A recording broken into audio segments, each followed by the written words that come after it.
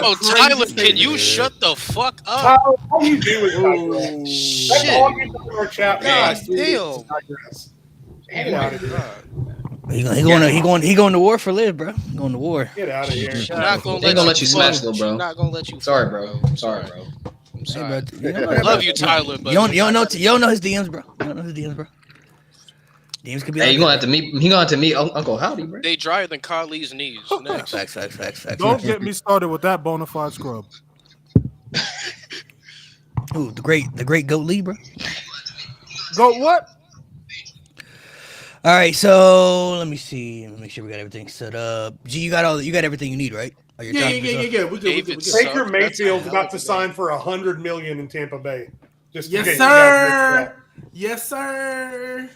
Yes, Let's go, sir. Field. Shout out Baker. Baker. Yo, what's That good, is everybody? insane. Because they didn't pay him Daniel Jones money, and that's a good thing. So That is Let me insane. let me get the How cool teams. is fucking Baker Mayfield? Nah, Shout Baker out, Mayfield was- he was shout out he was New cooking. England for being ass. he's better than Daniel Jones, and Daniel Jones got yeah. 40 that's M's. That's Daniel that's Jones got 40 M's. What you drinking Yeah. on, Mo? What you drinking What's on? going down there? Hey, everybody? are we excited for the Jaguars' new quarterback, Matt Jones? Though? Mac Jones. He's taking Hey. T-Law's spot. Take it, Hey, T-Law. look, Listen, he's I a- think he's a- Matt could still have a future. I still believe in Matt He Jones. on the bench now, boy. Hey, Jay, From he's bum going to bench. to Bum to he's going bench. to Jacksonville to rehabilitate his reputation. Because if there's anybody who can do good with backup quarterbacks, it's Doug Peterson. He won a Yeah. Super Bowl with one.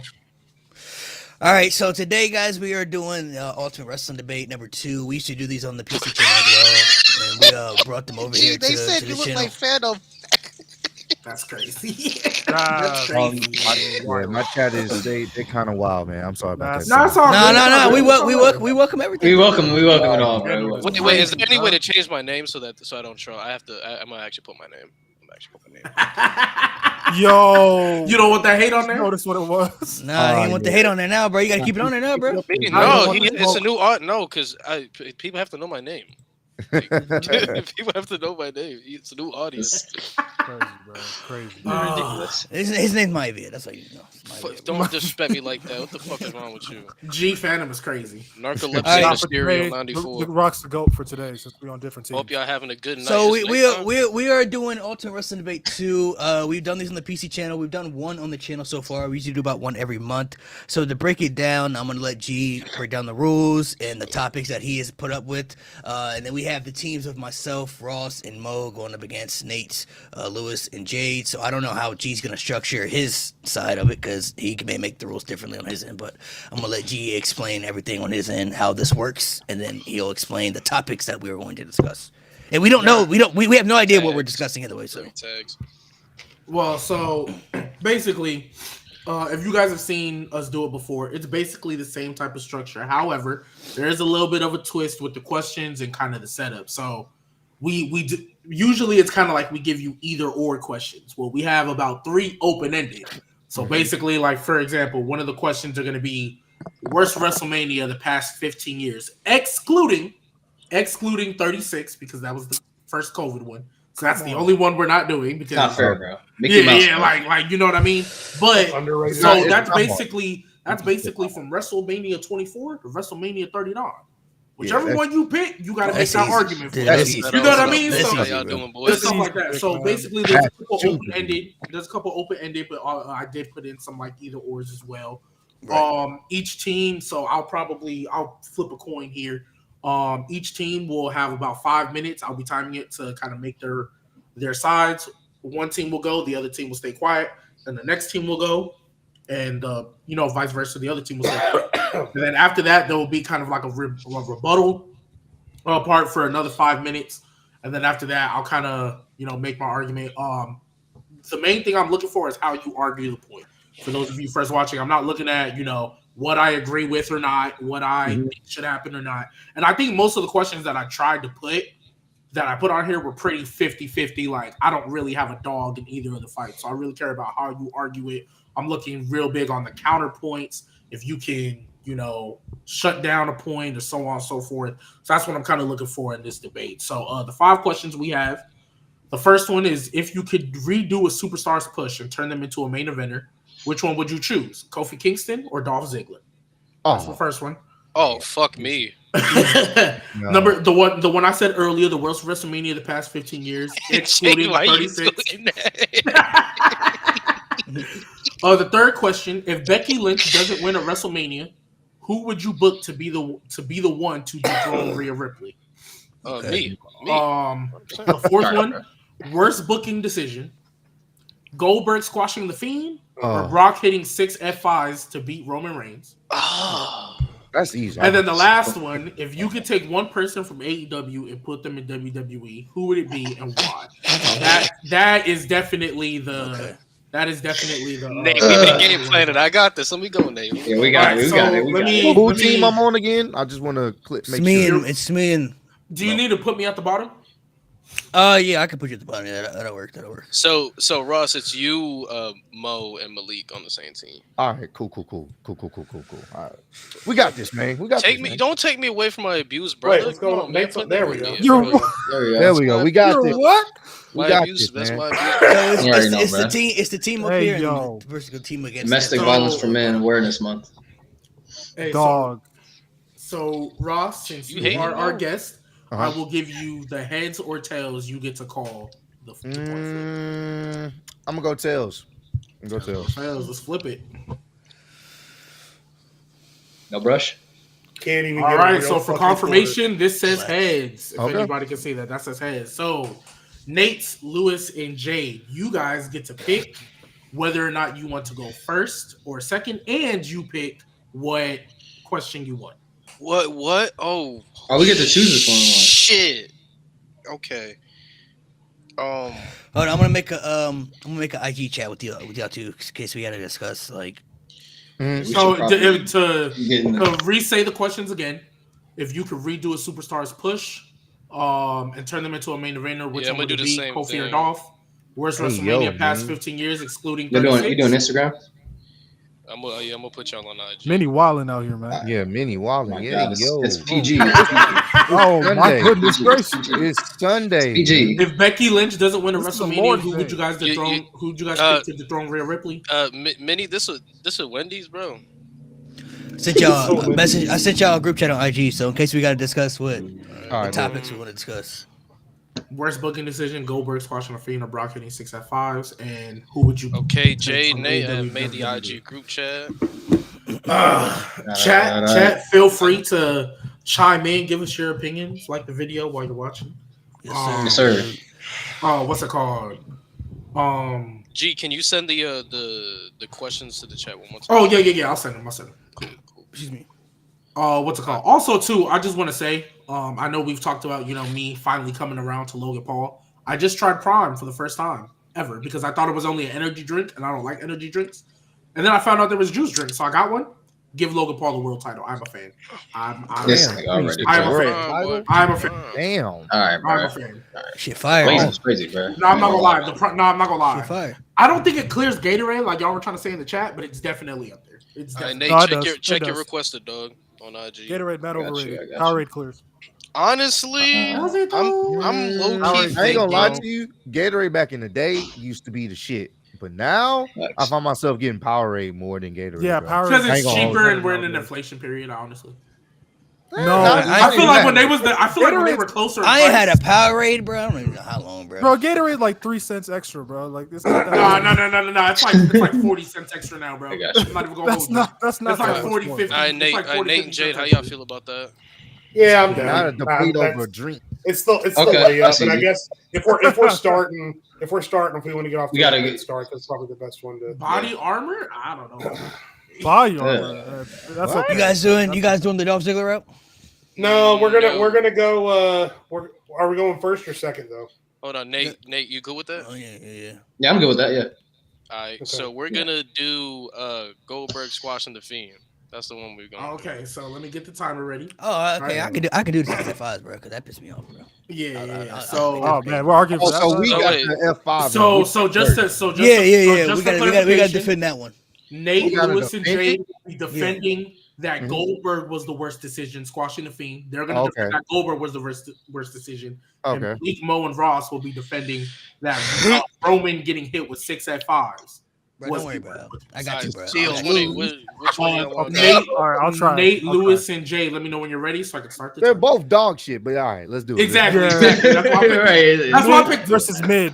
Yeah, I got yeah, you, bro. yeah. I got They you, bro. I both got they you. both clear any my via decision, so I'm cool. So they're Bro, gonna, relax. they got 5 minutes to go, so you gotta put yourself on mute when they talk. So when they talk, All right, cool. put yourself on mute, and then when G says it's over with, then When I throw up like the 2, that basically means you have 2 minutes left. So All Tyler, is right, your mom calling you? so all right, so hold on real quick, Nate and Jade. Yeah. Hold on, because when we do shit like this, I like to like strategize to make sure we don't sound. What's the word I'm looking for? I'm drunk. I'm sorry. What's the word I'm looking for? Repetitive. Yeah. Like The Rock.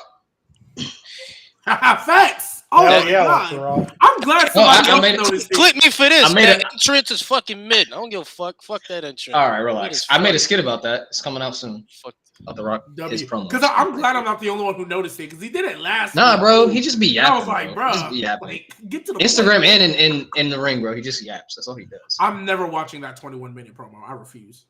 Yeah, I'm good. Yeah, I'm good off that. All right. All right, Nate, hold Lewis, on. Jay- Give us like a minute. Hold on. I'm trying to. Okay. I'm trying to break it down. What a wonderful. Oh, how's that daylight savings time treat y'all? Because I woke up at 7 o'clock this morning. It was still dark. Thought it was 4 I o'clock. was late as hell to work, bro. Oh my god. That's tough, gang. That's tough. But yeah, no, that was not for me.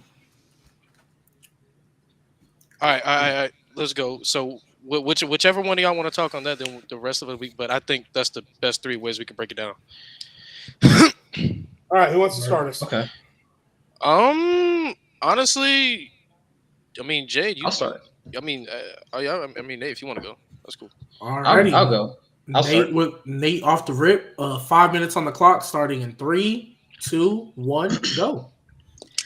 So the Fiend getting squashed by Goldberg, bro. That was pretty bad. That was actually terrible. That was horrific because the Fiend was the best thing in WWE in 2019. If anybody remembers WWE in 2019, it was horrific. You had the wild card rule. You had them when they went to like 2 out of 3 falls matches, or they went to commercial break and turned into something else. It was stupid. Like they didn't want them wrestling during commercial breaks. A lot of boneheaded decisions. Kofi got squashed by Brock. You had, oh my god, you had, and just everything was terrible in that time. But the one consistent thing was the Fiend Bray Wyatt. The moment he debuted as the Fiend, you knew something special was about to happen. Even before then, the Firefly Funhouse carried Raw, and he was so good, and WWE was so trash that they had to put that on SmackDown. It got to the point where they put him in the Universal Championship picture. He beat Seth Rollins. You had a Hell in a Cell match happen, and that was one of the worst things, probably the worst Hell in a Cell match I've ever seen in my life. That ended, but he got his get back at Crown Jewel. They finally made him champion because, I mean, he was the hottest thing in business. He was like, besides AEW, the Fiend was the hottest thing in business. And so Bray won that, and it was great.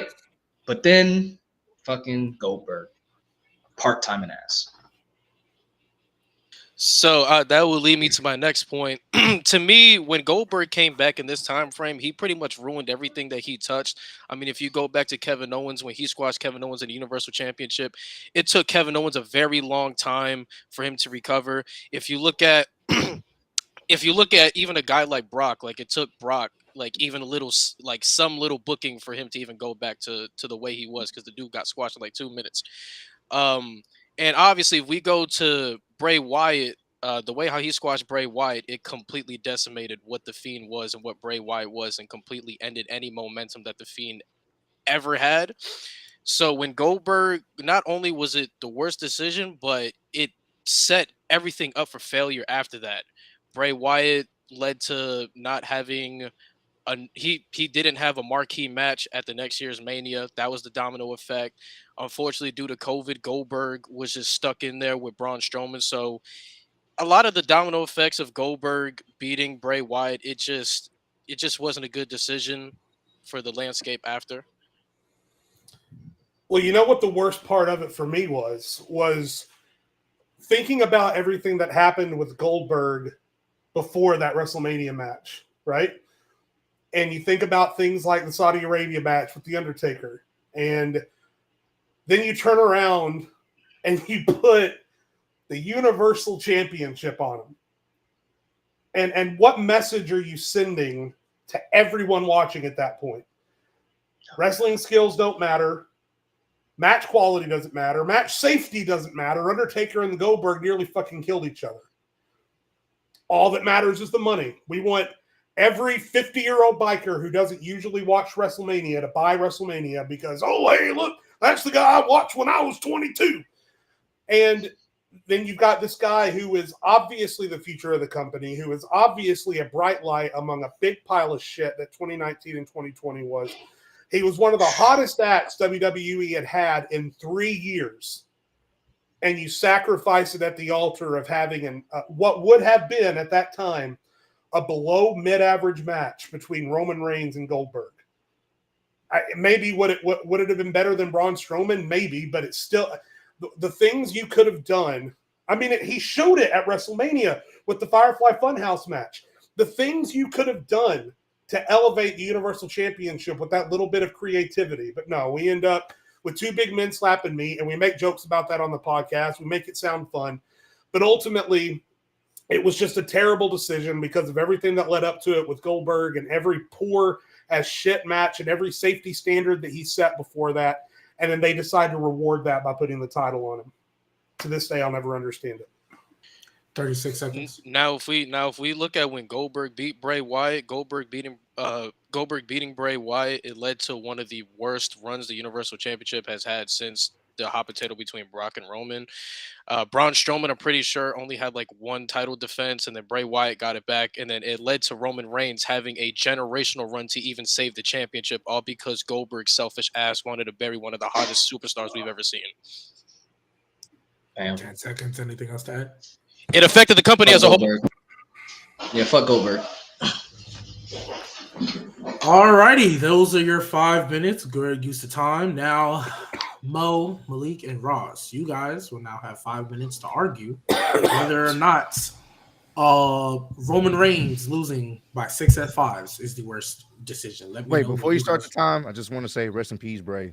Rest in peace, Bray. Yes. As always and forever, rest in peace. And we can get into it. Yes. Yowie wowie.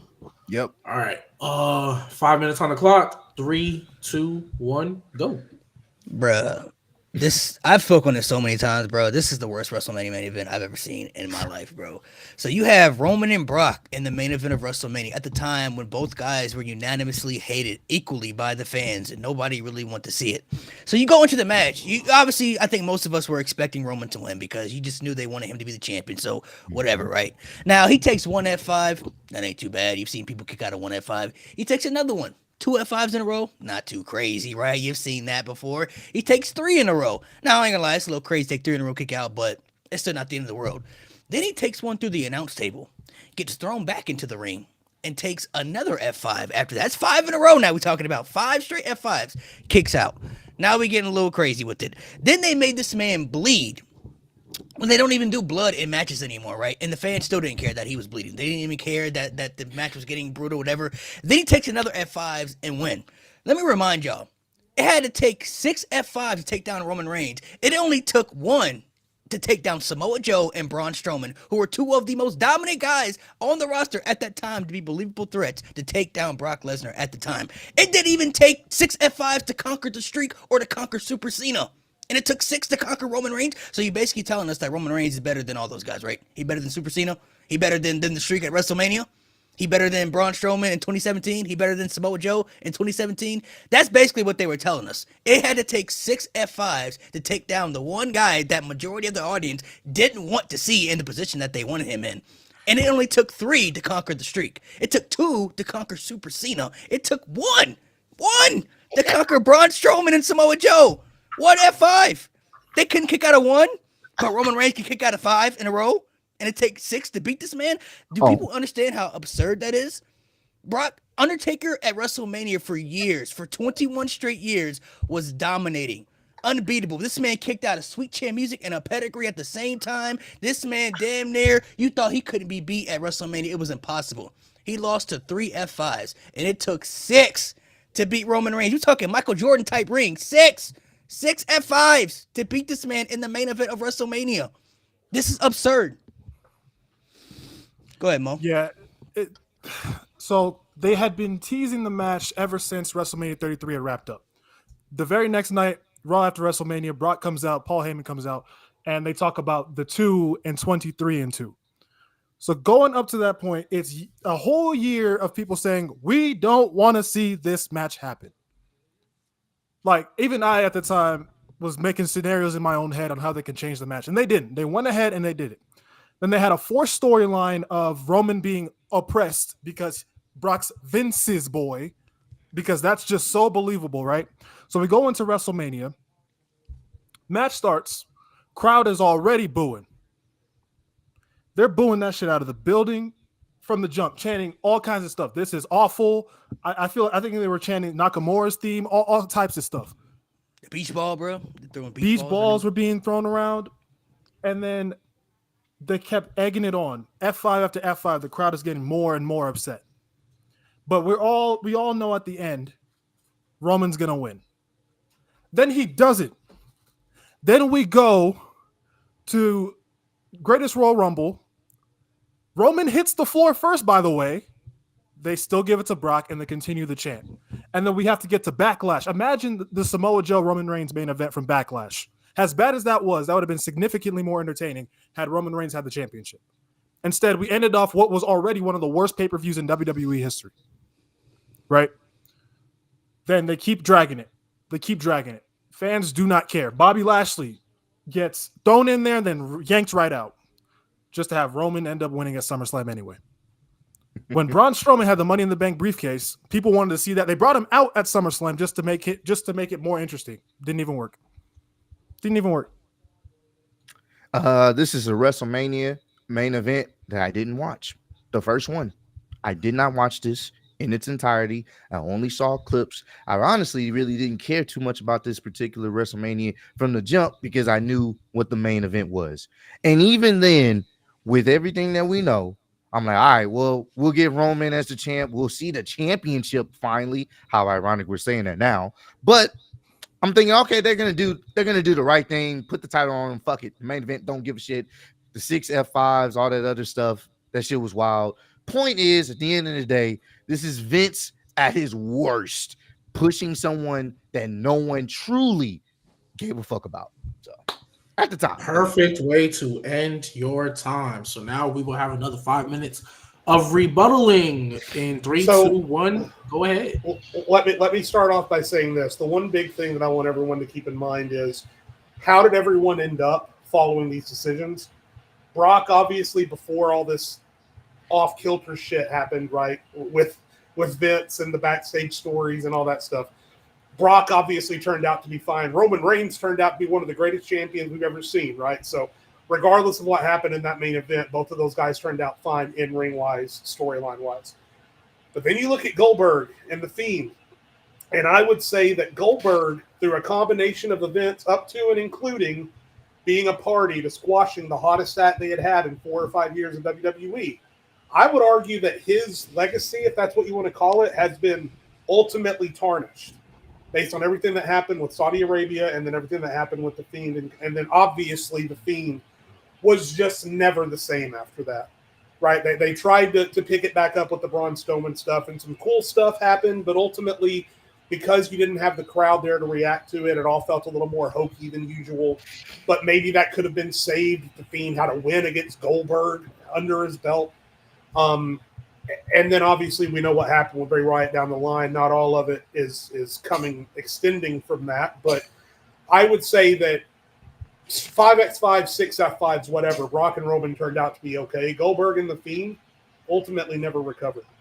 So I want to rebuttal that point right there. Now, Brock and Roman may have been fine, but look at how it affected other people that were a part of that. You go looking before the match at WrestleMania, Braun Strowman in the Elimination Chamber eliminated everybody in that match except for Roman Reigns. The one guy he couldn't beat was the one guy nobody wanted him to win that match. And then the best thing they had for Braun Strowman at the WrestleMania was him to win the fucking tag titles with a child. That's the best thing they had for him to do at that WrestleMania because he didn't win that Elimination Chamber. And then you look at what happened afterwards. They put him in a feud with Jinder Mahal. Roman Reigns couldn't even get babyface cheers over Jinder Mahal. He couldn't even get cheered over Jinder Mahal. Not to mention what he did to Bobby Lashley. Bobby Lashley beat Roman Reigns at Extreme Rules, only to Clean. lose a number one The next contenders night. match the next night for no reason. So they took Bobby Lashley out of the Universal Championship picture for Roman Reigns once again. And if it may not have affected Roman and Brock, of course, Roman and Brock were going to be solidified for no matter what. But the people around it, dude, they literally had Braun Strowman win the titles with the kid because they had nothing else for him to do at WrestleMania. The best thing they had for him to do was win the tag titles with a 10-year-old child, bro. You see, Bobby And the thing Lashley- is, you see, and the thing you is, see, go ahead. you see, Go ahead. this is where I want to rebuttal. You said yourself, Roman Reigns will always be solidified. Roman Reigns will always be protected no matter what. We can agree Roman Reigns is always the guy and he's going to be protected no matter what, right? They're going to keep putting him in these situations. In 2019, the top 2 merch sellers were Roman Reigns and Becky Lynch. Do you know who was the only man to overtake that before the Goldberg shit happened? Bray Wyatt. Bray Wyatt as the Fiend managed to overtake peak popularity Becky Lynch and cancer announcement Roman, and managed to outsell both of them at their peaks. And But here's the thing. since Goldberg squashed the Fiend, like you said, Roman is solidified. Roman got the 6 F5s and he got smoked by Brock. He was fine afterwards. Once Goldberg squashed the Fiend, that humanized the Fiend, and the Fiend was never able to recover. We look down the line, the Fiend got his nuts kicked by Roman, and that's what started this Roman shit. And then if we look at the Fiend at WrestleMania, it took one fucking RKO from Randy Orton to smoke this man. The Fiend never recovered after that Goldberg loss. No, you know what killed the Fiend in the beginning was when the referee inside a Hell in a Cell match became a Karen and ended the match because, oh, this monster, this demon was way too beat up. That's what killed Bray Wyatt in the beginning. That's what feel killed like the Fiend in that the killed beginning. Seth more than Bray. Yeah, That never- he never definitely recovered killed from Seth. If you look It at killed if, both of them. no, They did. we have to if we're looking in context, we have to look at It killed them what both. happened. It killed them both. No, we have to look killed at what them both. happened. We have to look at what happened after the match, because after Seth hit that sledgehammer, the Fiend came up fine because he's a fucking monster. He's a demon. That shows how much of a demon he is. But at the same time, like, it killed Seth. So I would say that did more damage to Seth more than it did the Fiend. If anything, it made the Fiend look stronger, because if you're smashing a sledgehammer full of metal on this motherfucker's dome and he's still getting up like that, that's showing how they're portraying the But- Fiend. all- The Fiend all- was all- never all- able to recover from that. And he won the title. All I'm gonna say is, if the Fiend never had to feud with Seth Rollins, Goldberg would have never beat the Fiend in the first place. To put the title on him, because the Fiend going after the championship was a detriment to him from the beginning. Because he There was we a go. fresh new There we character on the roster. They had to build There up, we go. and they immediately threw him in the title picture. They And then, booked of themselves course, in the corner. everybody knows when you're a champion, obviously you can't hold the title forever, right? I mean, you're gonna have to lose it. Exactly. And obviously, the worst thing they possibly do was have him lose to Goldberg. But that honestly probably could have never happened if they never threw him in the title picture so soon. Like, I think a lot of us were always like, Oh, I had such a fucking rebuttal for give me 1 minute. Give us one more minute. Give us one more minute. They should have Go never ahead. put Go. him- I'm a generous host. The, One re- more the minute. reason I can't really say that it was a detriment once he won the Universal title, because a lot of people are saying in the chat it's a detriment that he won the Universal title. He had to eventually lose. If you remember, friendly neighborhood fucking Bray Wyatt defended the Universal title against the Miz at TLC, so they could have definitely put a loophole where the Mr. Rogers Bray Wyatt could have lost the championship. The reason why the Fiend lost, they try to make Goldberg look like he's fucking Galactus. That's the reason why the Fiend lost, and it completely ruined the Fiend. So I can't necessarily agree that throwing the belt on the Fiend was a detriment, because they literally had Mr. Rogers wrestle some matches so that they could protect certain superstars. They just wanted Goldberg to look like fucking God. they did that with certain superstars, yeah. But when it comes to Vince booking, I mean, the Fiend was going to lose regardless. I mean, he didn't have to lose to Goldberg though. Like, if he would have lost, No, to he- Roman, he- still would look strong. No, absolutely not. But No, but if he lost to Roman, though, that would have been bad for Roman. That's why he didn't lose to Roman. There was Yeah, but we're different- talking there about was Bray there Wyatt, was bro. different times where the Fiend could have lost. I mean, the strap match at the Royal Rumble against Daniel Bryan, that could have That's been a true. way where nobody would have been mad.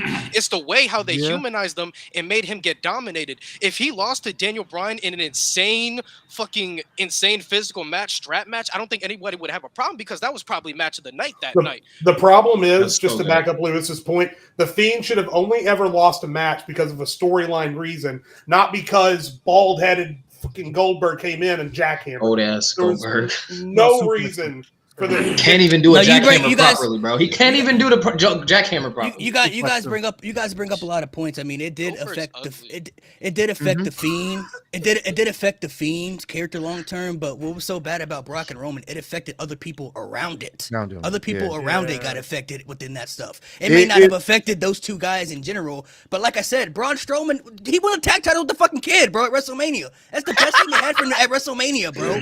The best thing they had, he was the most dominant guy in 2017. Shout out And the Nicholas. best thing, he dominates the Elimination Chamber. Nicholas the Everybody GOAT. in the match. He smoked Cena. He smoked Finn Balor. He smoked Seth Rollins. Yeah. He smoked everybody in that match. And the Nate, best thing they had. I for think- him So at so WrestleMania are was we? Roman. So we're deteriorating from the 6 F5s. We're talking about the story of Brock versus Roman. If Brock versus Roman, if Brock beat Roman with 2 F5s, then those guys are still affected. We're talking about the 6 F5s. If Brock beat Roman with 2 F5s, Samoa Joe, Braun Strowman, they're still affected. We're talking about the 6 F5s. We're not talking about Roman the whole losing to point- Brock. We're talking about in 6 whole point F5s.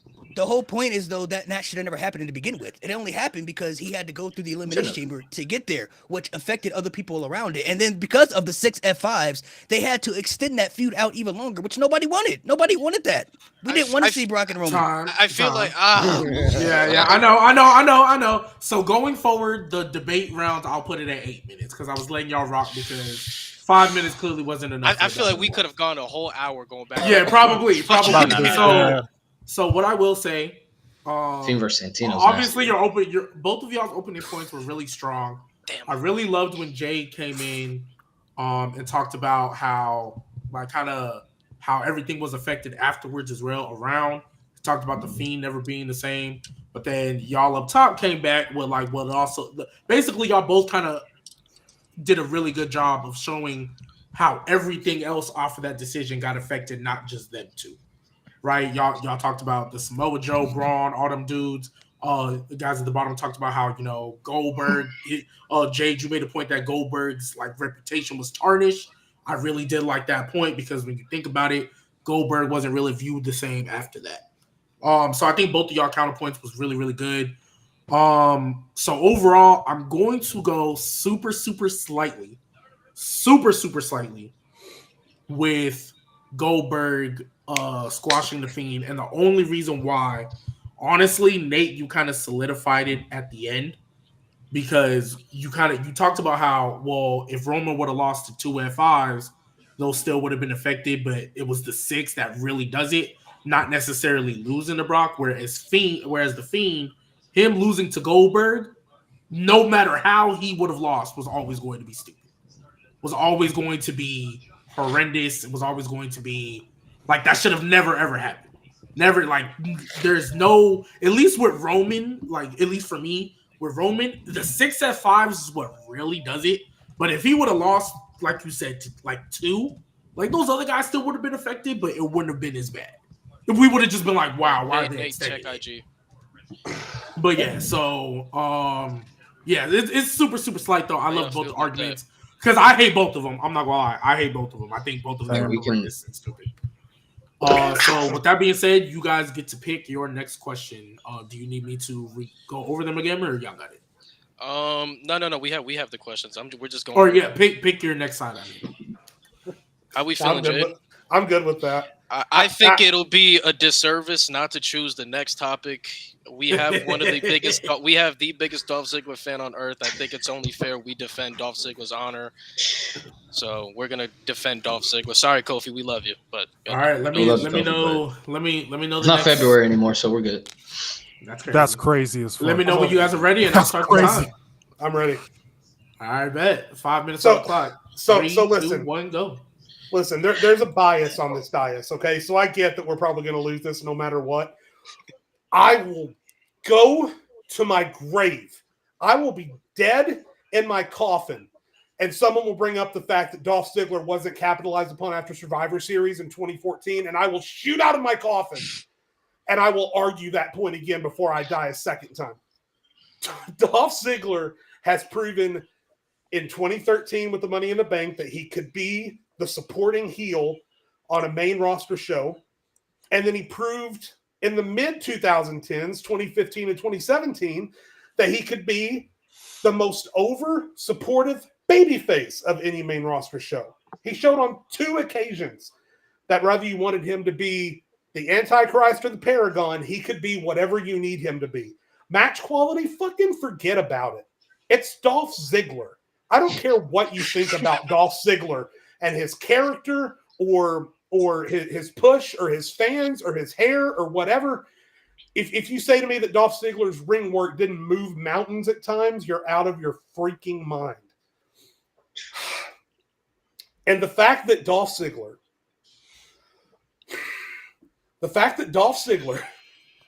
was the World Heavyweight Champion twice, and on both occasions, we were more focused on who his fucking girlfriend was than what he was doing in the ring, shakes me to my knees. I understand that there were injuries. I get it. We can't control Dolph's injuries. Knees is crazy.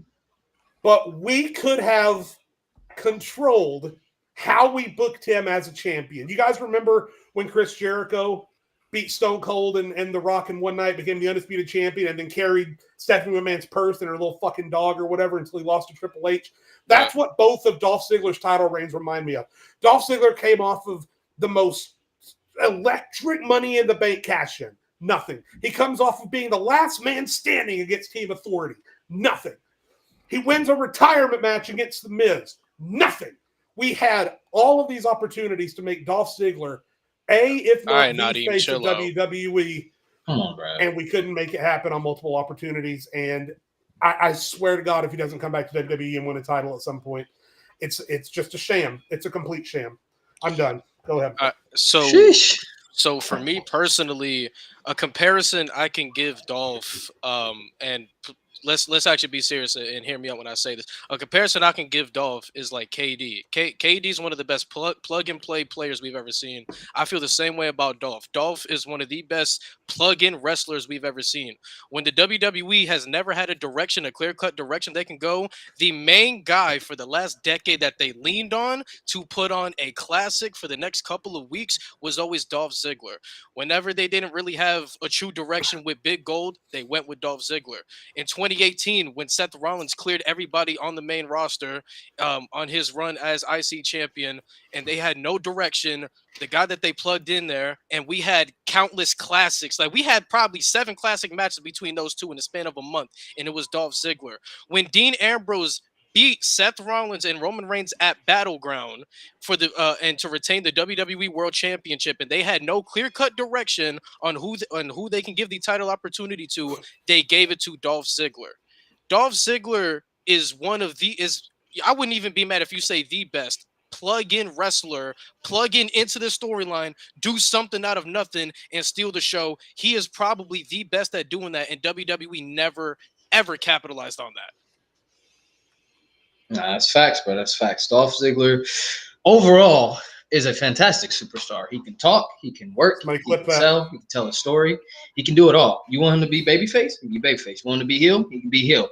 And that time period when he was the World Heavyweight Champion, he should have had a much better run. But unfortunately, he got injured, and they never trusted him with the strap again. They gave it to Alberto Piss Patron, but that's whatever. But Dolph Ziggler is just you need someone to get over. Dolph Ziggler's got it. You need someone to have a 5-star classic with Dolph Ziggler's your man. You need somebody as a title contender for the World Championship, Intercontinental Championship, Tag Championship. You got Dolph Ziggler, and I think his skill and his ability, his work ethic, his ability to just give himself to any storyline. I mean, look at what he did with Rusev, Lana, and Summer Rae. Like, his ability to just give to any storyline. He should have been a top star in WWE. And I will just say, too, in case you're getting ready to count off points for not saying how we would do it, Dolph Ziggler's proven time and time again how you do it. I'm just saying. All right, guys up top, y'all ready to argue Kofi Kingston? So it's how we would have booked him better, correct? So you're basically I thought you was can't who would choose. It's who you can choose. Now, if you want to use that for your argument, you can. I'm not gonna tell you. Yeah. I'm not gonna tell you how to argue it. It's a matter of who you guys are. You're arguing for Kofi Kingston. So if you want to add in how you want to do it, that is part of your On argument. why he should have had a better run. Yeah, as a main Okay, cool, eventer. cool. Yeah. Okay, All right. So whenever you guys are ready, okay. all right, 3, 2, 1, go.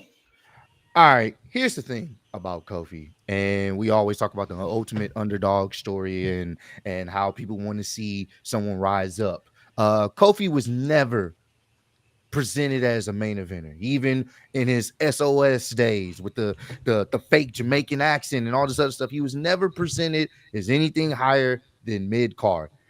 He had some great matches, and we obviously know what happened with Randy Orton, and I'm gonna let my compadres dive into that.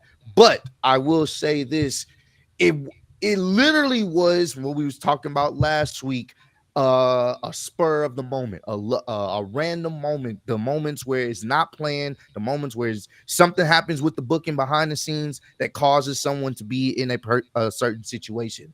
And that was Kofi. He was in the right place at the right time. Yes, they put him with New Day, and he was having his run with them, even being a heel for a little bit, and that helped. But once again, Vince and them never looked at him as anything higher than that. That was peak Kofi with New Day. It was. They were heels. They were meant to be taken not seriously, but people started to love them. And then, they started pushing out the merch and all this other stuff. It wasn't until Ali got hurt, and then all of a sudden the fans switched. And that don't happen often. Fans are not just going to willingly get behind someone just because. Sometimes it is, but a lot of times it has to be that mental idea like, damn, we like Kofi. Kofi's been around for a while. You know what? Let's give him an opportunity. And once again, outside of the Ali situation, they kind of forced WWE's hand. And a black guy being put in that position in this company. I know people don't want to bring up race, but that's something special, especially to see something like that when you've seen someone work and grind for so long to be only at this ceiling, and then now the cards line up and now they're in a situation to be a main eventer and looked at as a main eventer. I think that's something to be commended, and that's something to really look into, because that shit don't happen. It rarely does. So I'm handing it off to my compadres on that one, man. Go ahead, Mo. So the thing is, Kofi Kingston's push only stopped because of one word being repeated twice. Stupid. Yeah. All because Happy all birthday. because he accidentally got up when he was supposed to be punted. His entire push stopped. Let me remind y'all of something. When they were in MSG, I believe back in 2009, it was a feud between Kofi Kingston and Randy Orton. Kofi Kingston had that moment where he leg dropped Randy Orton. I believe it was in the crowd. One of the biggest moments of that whole year, right? And the fact that because he made one little botch killed his whole push. Whenever Kofi Kingston is put in anything, he makes it work. Whether he was in the mid card, whether he's in a tag team, Air Boom, the tag team with R-Truth for a little bit. New Day was a little bit of a failure in the beginning, but they fixed it and let them be themselves, and it ended up working perfectly. And now they're probably the greatest, if not one of the greatest tag teams of all time, right? But the fact that his push got stopped all because of one little botch, when other people that would not happen to other people like that. I think for me the main thing is that Kofi's push really happened, like he said, by a happy accident. If Ali don't get hurt, we don't even know if we get Kofi Mania. And Kofi Mania was great, but then look how it ended. He gets squashed by Lesnar and then never got a rematch for it. And they basically sacrificed Kofi Kingston's championship push for a match with Cain Velasquez that nobody cared about. And then we never saw Cain Velasquez again in WWE. So I feel like Kofi had a great run with the New Day. I mean, legendary. You could arguably say they're the greatest tag team of all time. I mean, I'm not going to dispute that if people did say that. But for, like Ross said, for an African-American guy to get that big moment, because there haven't been any two-man African-American champions. You have The Rock, who's half black. You have Bobby Lashley. You have Big E. And then you have Kofi Kingston. So that's really like four people right there that you can name of. So for him to get that big moment, and it was great. It's like Vince said, we'll give you that moment, but it's going to end the way I want it to end. And then it literally happened when he got squashed by Lesnar. Never got a rematch for it. and then he had to sacrifice it for a UFC rematch WWE style that the fans never didn't really care about, only to never see that guy ever show up in WWE ever again. Never saw his face once again after that. So, Kofi's push could have gone a lot better. You could probably say he had a bigger moments than Ziggler did, because Ziggler, obviously, they fumbled a lot with him as well, throughout time. But Kofi's push, honestly, you could really say kind of happened by some things falling in line. Like I said, if Ali don't get hurt, does we get Kofi Mania? Maybe not.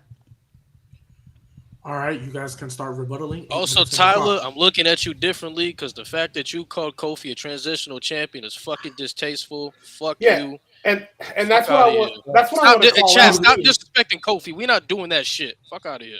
Rebuttal, go ahead. That's what I want to call out too. Is I think because Kofi's championship reign ended so distastefully, and it was completely distasteful. It wasn't appropriate in any way. I completely agree with that. But I think people forget that before that happened, he had a 6 or 7 month reign where he defeated guys like Randy Orton, Kevin Owens, Daniel Bryan, Dolph Ziggler. Now that we're talking about him, and he defeated it in multiple match types and multiple pay-per-views, week in, week out. So, and I mean, a 6 or 7 month title reign, comparatively, now you look at reigns like Gunther and Roman Reigns, and it feels like nothing. But back then, that was pretty long by all standards.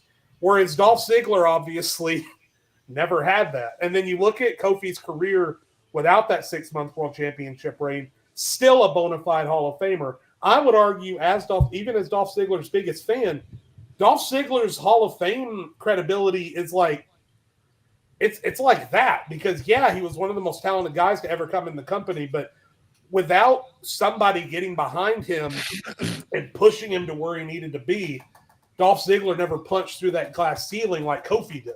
Now, was he then forcefully pushed back down under the glass ceiling? Yes, but he did punch through, and I'm so happy that he did. But comparatively, if we're talking about which guy had more opportunity in his career to be more than what he was, I don't think there's any debate that it's definitely Dolph. Do you guys want to go? Yeah. So we'll go. To that Okay. point, you make some great points on that in that situation. But when we're talking about specifically that title reign, that's cool. But there's also been a lot of title reigns that have been not memorable, and you can barely remember. You can have these feuds with these legendary people, but if the match is not memorable, who gives a fuck? And that's the situation here. I think people will remember how Dolph Ziggler had the World Heavyweight Championship, and because of injury, we didn't get to see that. So people have that fond memory.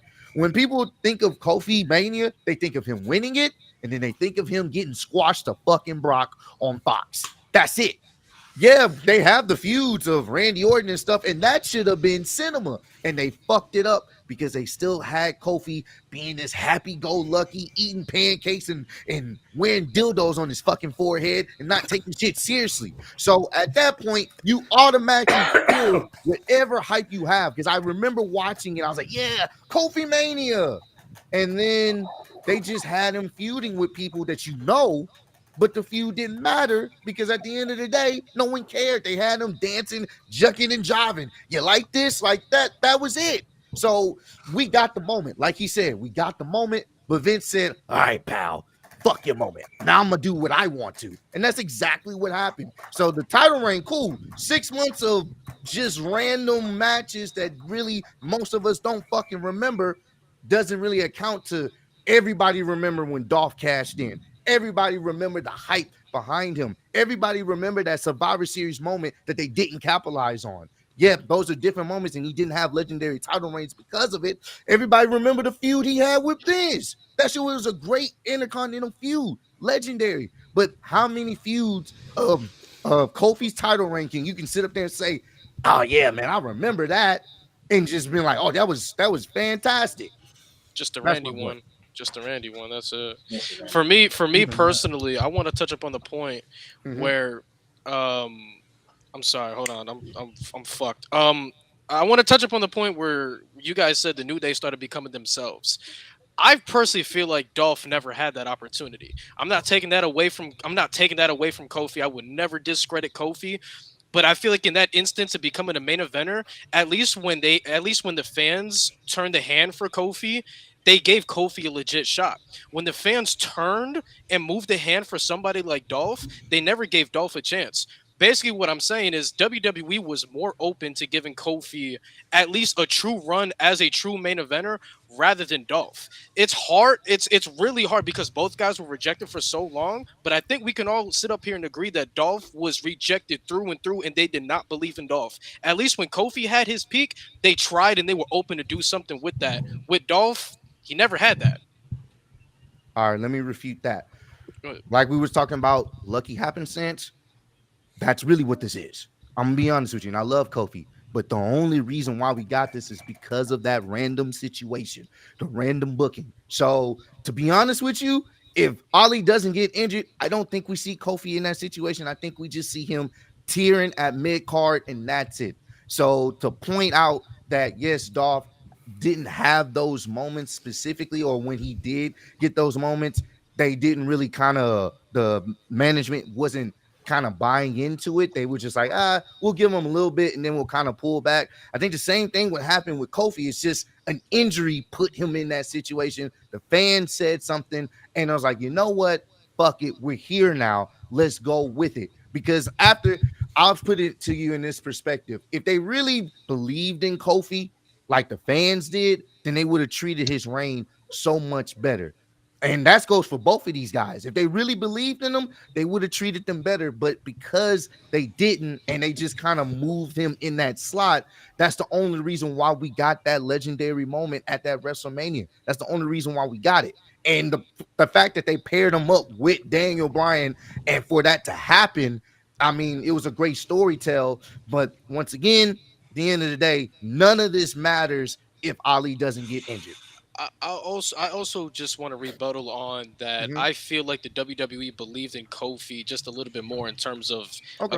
in terms of a superstar company aspect because they threw him with New Day, and like Mo said, in the beginning they were a little bit shaky, but then they took off and arguably became the greatest WWE tag team of all Mhm. time. Okay. I'm not saying put Dolph in the same situation and he'll replicate the same results. I'm not saying that.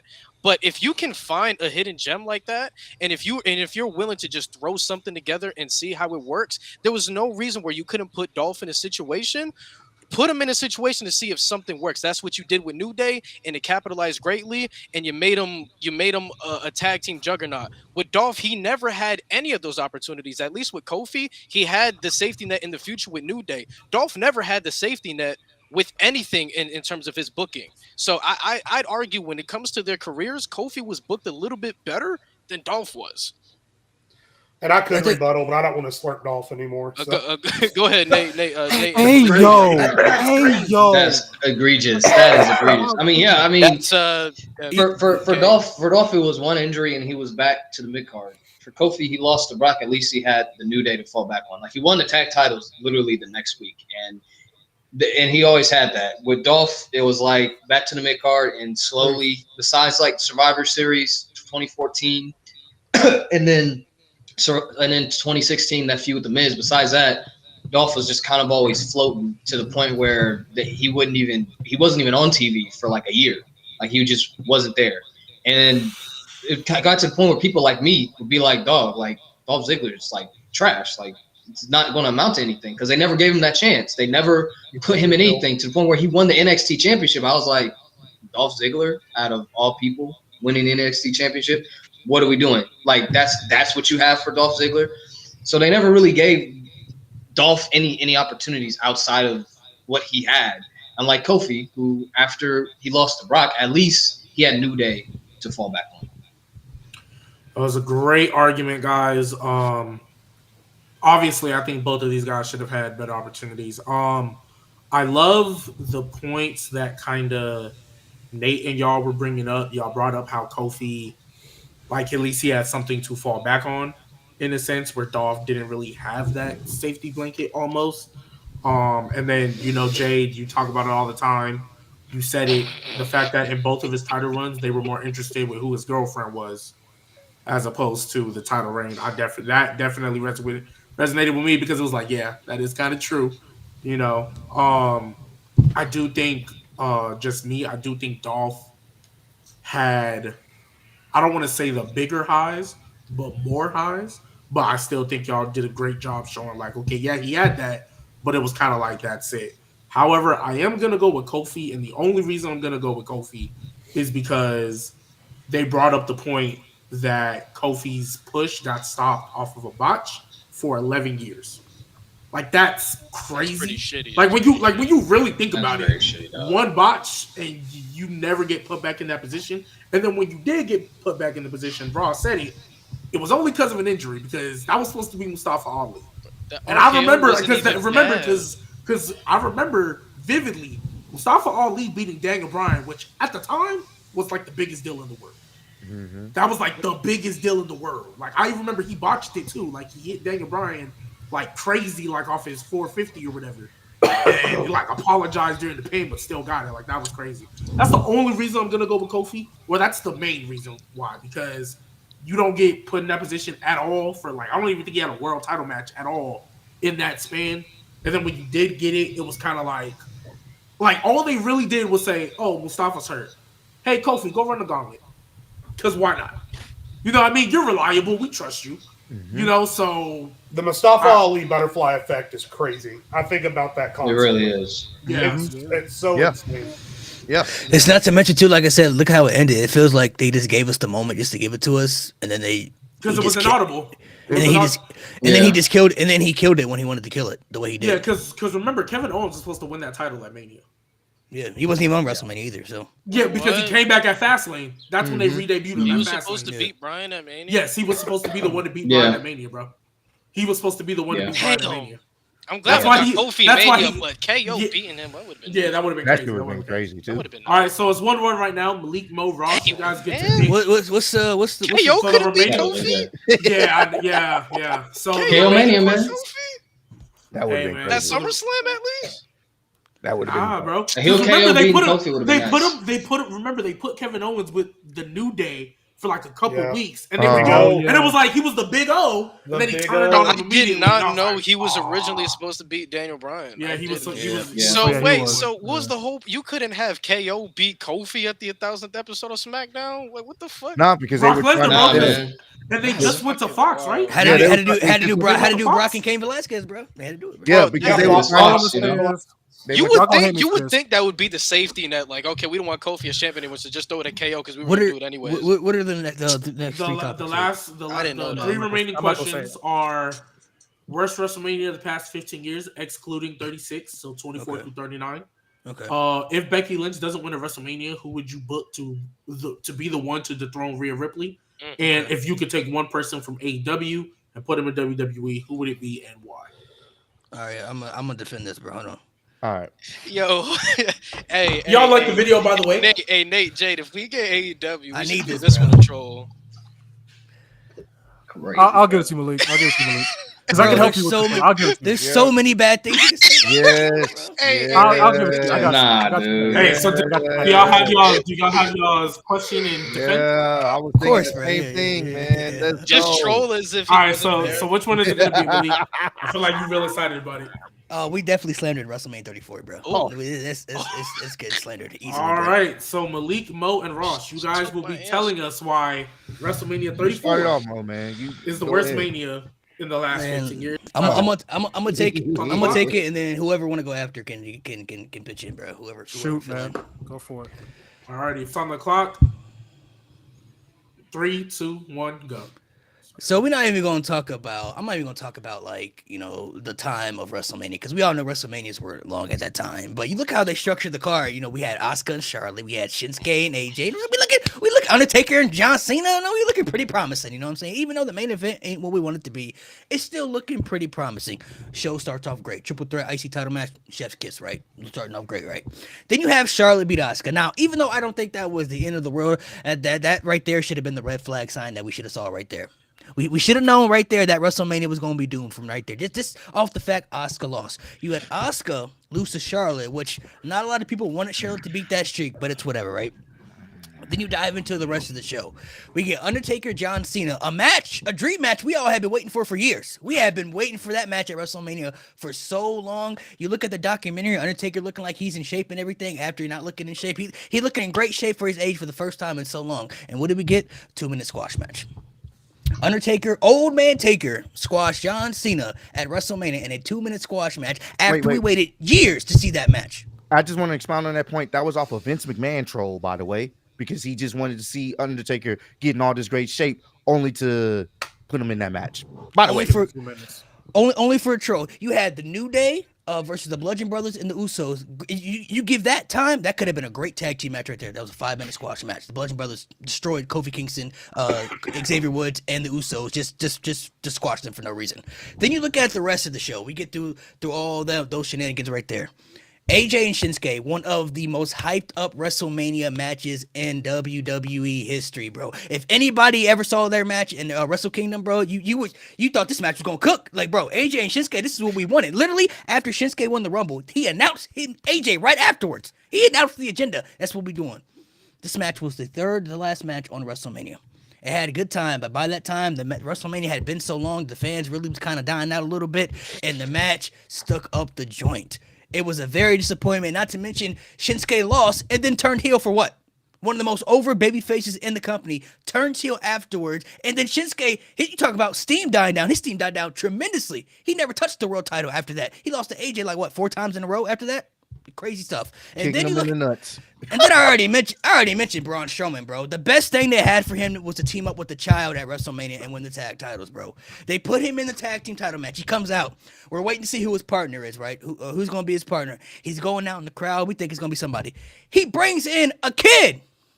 And they literally won the he couldn't even hold up the damn belt, bro. This kid couldn't even hold the title over his head, bro. He was that small. He's 10 years old, bro. He couldn't even hold the title up. That's how little he was. He like this, bro. With the tag team titles at WrestleMania, bro. And then they gave him up the next night. He had to relinquish him because obviously the 10-year-old child, he can't defend the titles. He's in school still. So they had to literally give up the tag titles. They had them beat the Bar, which was one of the best tag teams in WWE at that time. They had to beat the Bar just to give up the tag titles at WrestleMania. And not to mention that main event, Brock Lesnar and Roman Reigns, guys. The two guys in the company that fans legitimately hated more than anybody in the company at the time frame. In the main event of WrestleMania, the crowd literally chanted, "This is awful." Brock Lesnar threw the fucking title at Vince McMahon after the match because he knew that shit was duty cheeks, bro. That shit was garbage. Go ahead, Mo. We only got 2 minutes, so he pretty much cooked. We can just expound. This was a prime example of how horrid this era of WWE was, 2018. Because the night before was TakeOver New Orleans, the show that got me into NXT in the beginning, like full time. To follow it up with this, and for it to start so well, then for it to fall off a fucking cliff the way it did, right? Like AJ and Shinsuke was so bad not because of the expectations. No, it was bad because they put it third to last on a card that was already 4 hours long.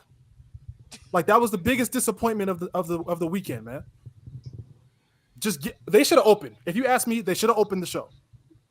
Let them cook for 20 minutes, but no, they wanted to fumble. They want to mess with that so much for a match in the main event that nobody wanted to see. Like Malik said, the two people that were hated the most in the company. Yep. They kind of spoke on everything here, to be honest with you. Once again, it's the only WrestleMania that I didn't watch the main event because I didn't give a fuck. And when you can do that at your biggest show to not make me care, that's a problem. The fact that all the people that the fans was behind and wanting to see when it came to Asuka and AJ and Shinsuke, for Vince to just say, fuck it, this is my show. I'm going to do whatever the fuck I want. I don't give a fuck what you feel like. That's how I felt about this entire show. So, honestly, for me, it's a skip. Easy skip.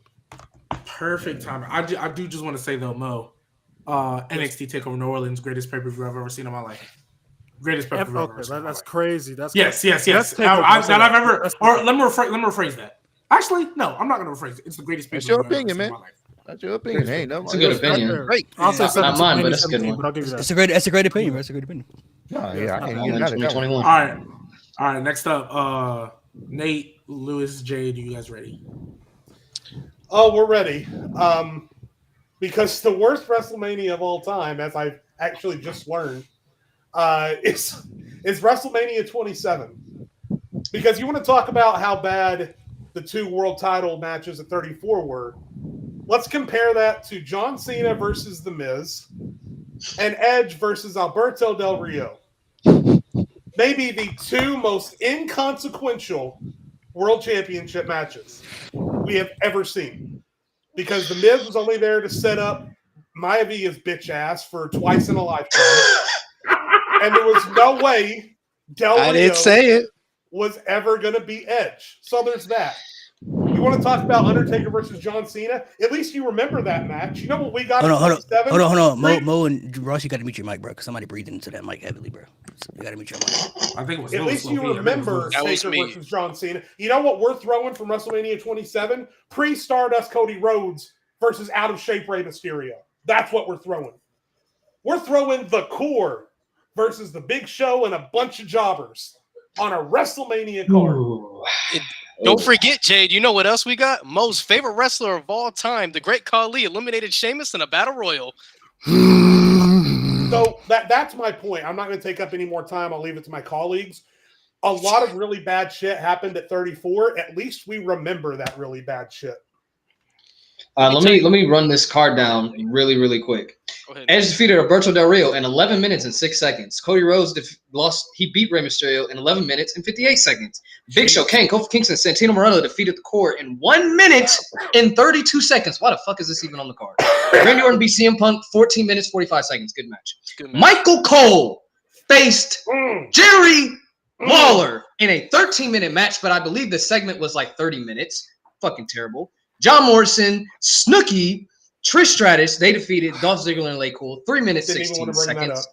And Miz and Cena went for 15 minutes and 21 seconds, but that shit was like a half hour. I don't care what Wikipedia says. That shit was a half hour. Do we all know why WrestleMania 27 is one of the worst WrestleManias of all time? Do you know why? Because my Via bitch ass hosted it. He put together one of the worst cards we've ever seen. That's fucking why. Hey, that opening segment, that nigga went on forever. Forever. Yapping. He Put just on a talked yap fest. and His talked bald head. and talked and talked.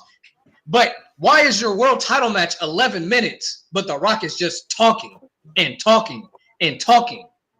Do you not have anybody better in that position to? All right. And you know what else we can capitalize too? At least Roman Reigns and Brock Lesnar, they were the 1 and 2 in the company, depending on how you looked at Roman Reigns and Brock Lesnar. Thanks. With The Miz, with my Via's bitch ass involved, your WWE champion, not just any WWE champion, your WrestleMania main event WWE champion who successfully retained was the third most important person that main event. That's fucking terrible. And That the is thing terrible. The thing is, too, even though the results at WrestleMania 34 may have ended up being really shitty, and they were, at least there was hype. We were all hyped because we wanted to see what was going to happen with Taker and Cena. We were hyped about Brock Lesnar and Roman because we thought Roman was finally going to win. We were hyped about Shinsuke and AJ because we thought that match was going to change lives. We were hyped about Asuka. Now, none of that stuff happened, right? But at least there was hype going into it. The match with the most heat, I shit you not, going into 27 was Michael Cole versus Jerry Lawler. That match had the most heat of any match on that card, and that is saying something.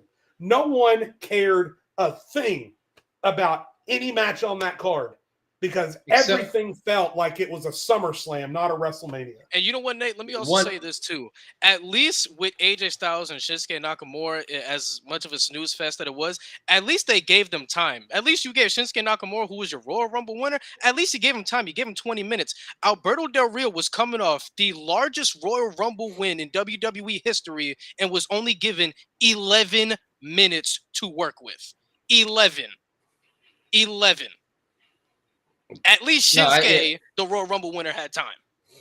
Del Rio didn't. I forgot to mention Undertaker and Triple H. That's the one good match on this godforsaken. I didn't want to bring the that only up good match. That was the only. Just literally, it's a one match show. That's literally it. At least WrestleMania 34 had at least they had 2 good matches. At least this only had 1, bro. They had two matches that went under 5 minutes. What the? Y'all can go into the rebuttal because you basically ended. Can we start? Can we start? Yeah. Fuck Mania 34, by the way. We all feel that way. So both are shitty WrestleManias. We were gonna either pick 27 or 34, by the way. We were gonna pick one. But to go off the point Jay said, and this is what makes 34 even worse than 27. He said there was a lot of hype for 34, which there was, and that makes it even worse because we were really excited for some of these matches that shit the bed. We were excited for some of these moments, and they fumbled. Nobody really was hyped for 27 like that. Looking at a couple of matches, I don't think anybody really had any high expectations besides The Rock coming back, Triple H and Undertaker, and everything else was kind of in there. We had Shinsuke and AJ, we had Taker and Cena, we had Asuka and Charlotte. We had a lot of good moments on the show that we was excited for, and that's what made 34 even worse because all these big moments they had, they all ended up terribly. They fumbled the bag with all these moments. You had two of your Royal Rumble winners, not only not in the main event, but they both lost. And then one of them turned heel for no reason afterwards, which did nothing for him in the long run. Not to mention, I didn't even get to the other. So we had Jinder Mahal winning the U.S. title. Randy Orton was in the mid-card title at that point. You had Nia Jax and Alexa Bliss, which was kind of like the backward story, which kind of didn't make sense because, Nia Jax was the one getting bullied by Alexa Bliss, who was a lot smaller than her. So you would think that storyline would go the other direction. And then they actually had a legit match when you thought Nia Jax was going to squash Alexa Bliss because she said she was going to do that in the promo. I'm going to squash you like a bug. And they actually had a competitive, 10-minute match. So a lot of these moments, you got a lot of good points. 27. You had Del Rio, which nobody really, I don't think anybody really cared about him winning the Royal Rumble. So that was there. You know what I'm saying? And of course, you had Michael Cole and Jerry Lawler, which is one of the worst WrestleMania matches I've ever seen in my life. You know what I mean? So you had a lot of bad moments. But the hype for WrestleMania 34, there was more hype for that because we had the expectations of how they were building it up. They were giving us what we wanted, only to not give us what we wanted in the end. Well, here's what I'll say. Do you know what's worse than having a hyped up WrestleMania and not being expectations? Having a WrestleMania where you have no expectations to, and they still failed to meet those expectations. That is horrible. Malik, you know how you say about the 2015 Royal Rumble where the WWE crew, they just sat down together and said, how can we book the worst Royal Rumble of all time? That's literally what the WWE did with WrestleMania 27. They literally sat down at the table and said, how can we book the worst WrestleMania of all time?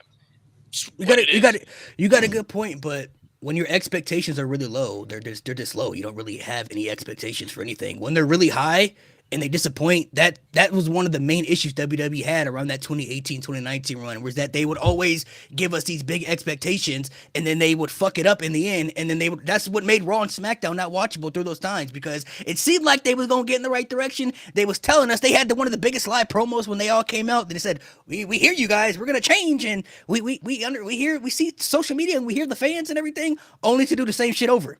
They did the same shit. They basically came out on television telling us they was going to change everything, only to not do it. And that was WrestleMania 34 to the example. They had all the expectations right. You had Asuka and Shinsuke win the Rumbles, which a lot of people had wanted. Most of us had wanted to see that. And then they give us the matches we wanted. Now, Asuka losing to Charlotte, I don't think it was the end of the world, right? But did Charlotte really need to be the one to end the streak? No. Probably not. You know what I'm saying? It could have been somebody else. But I mean, look at all the other stuff that I named on the show. Cena and Taker was a squash match, bro. Like, you could have just not even had that match on the show at that point, bro, if we're being honest. Like, we had waited so long to see that match. Granted, Undertaker was past his prime. Cena wasn't Super Cena anymore. He already had one foot out the door to Hollywood, so they both weren't at their peak. But, we all had waited for this match, and we're like, all right, you know what I'm saying? We finally gonna get it. We waiting for so long for it, only for it to be a squash match, bro. So a lot of us were like, bro, what was the point of this match? Honestly, bro, when that match ended, I was waiting for something to happen. I'm like, all right, something gonna happen, right? Like, that's not gonna be the end of it. And then it was the end. And then I'm like, okay, well, what are we doing here? What was the point of this, bro? Like, y'all gave us a squash match for what? For a troll, like Ross said, just because Vince wanted to, I guess, troll the Undertaker for I guess a rib or something like that. Yeah, I'd rather have 5 minutes so of let me- Cena hold on, versus let me the say- Undertaker than 15 minutes of Lawler versus Cole. Let me say this real quick. At least with WrestleMania 34, you guys still had overall solid matches. Like Cedric Alexander, Mustafa Ali on the pre-show, that was solid for the time that they were giving it. The triple threat IC title match, that was really good. Very good. Charlotte and Asuka, the match itself, not the decision, the match itself, it was still pretty solid. Kurt Angle and Ronda Rousey, people consider that one of the best debuts for a superstar ever for Ronda Rousey. Nice. That's full stop. Daniel Bryan and Shane McMahon, people were so hyped for that match to see Daniel Bryan come back. I remember that match had a lot of hype because Daniel Bryan was coming back from injury. Everything else, I'll give you, but at least you guys had more solid matches than 27 did. 27 had 3 matches under 5 minutes. 5 minutes. And look, man, I'm gonna read this. This is a WrestleMania match. This is not the WrestleMania 1, 2, 3, 4 when they had the little squash matches before WrestleMania was what it was. This is WrestleMania well into its identity as WrestleMania, bro. Big Show, Kane, Kofi Kingston, and Santino Marella versus Ezekiel Jackson, Heath Slater, Justin Gabriel, and Wade Barrett. That was a legitimate WrestleMania match. They sat down. They said, what is a match we can make for WrestleMania? Oh, we see Big Show and Kane's old ass. We'll get Kofi Kingston, who else? Santino Morella's goofy ass with his Cobra, and we'll grab Ezekiel Jackson, the last ECW champion for whatever reason.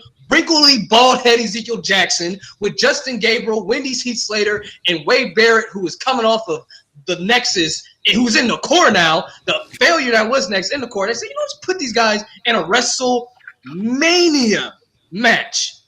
You know what's even worse than that, though? Sitting down in the creative team and say, what's the best thing we have for Braun Strowman? For him to team up with the fucking kid and win the tag titles at WrestleMania. That is worse than that. At least Braun Strowman was a draw. At least Braun Strowman was a draw. That's the best thing. That's the best thing they had, and that makes it even worse. Jerry Lawler and Michael Cole. That makes it even worse. The best thing they had for one of their biggest draws was for him to win the tag team titles with a child at WrestleMania. Nothing can get worse than that, bro. Only for them to give up the tag titles at WrestleMania the next night, bro. I'll tell you what's worse. The Core is the worst faction they've ever made. Core's fucking is atrocious, and they got a WrestleMania spot. A child got a WrestleMania spot for what? Hey man, Nicholas deserved it over the Core. The Core wasn't doing shit, bro. I don't care. Bro, at that point, you could have just had a handicap match. I'd rather watch the Core. I'd rather watch the Core any day. I'd rather watch the Core any day than watch Braun Strowman on the tag Nicholas titles. is a second-generation WWE superstar. At least this man 10 years old, bro. This man 10 years old for what? At least at WrestleMania 34, the world champions, when they retained, were absolutely fine afterwards. AJ was still AJ, whatever these guys run. Brock is Brock. Nothing's going to happen to Brock. The Miz was literally doomed from the start when you put him in a position in the middle of a feud between my via bald, ugly Samoan bitch ass and Cena. He was doomed. The Miz was doomed, but what about the challenges afterwards? Asuka was losing to Carmella after she lost to Charlotte at WrestleMania. Shinsuke, bro, turned heel and then was getting low blowed in every match afterwards. We didn't even have a Divas title match on the card. So what are you talking about? Nobody wanted to see a Divas title match on the card back then. So we what didn't have a Divas about? Title match. Bro, Asuka went from being the most dominant women's superstar in the company to losing to Charlotte, and then she lost to Carmella at 2 pay-per-views in a row. Hey, at least she wasn't the third. At least she wasn't the champion in the third wheel of their old feud. Your United States Championship ended with the winner, ended with the title change. Our United States Championship ended in a no contest in a fucking lumberjack match. All right, time. Not to mention the U.S. champion with Jinder Mahal. Time. We didn't have a winner. Former WWE champion. You didn't have a winner. We didn't have a winner. A WWE champion that nobody liked. Wait, I ain't gonna lie to you. They made some fantastic voices. This nigga said the fucking Core. Who the fuck is the Core? No, G, go ahead and announce the winner, bro. I'm not gonna hold you. That back and forth. There's no way they literally sat down. There's no way they literally sat down and said, "What's the best thing we have for Braun Strowman?" Nicholas. Let's do it, Nicholas. There's no way, bro. It's not possible. I swear they looked at his dad was like, "Bring your son, dog."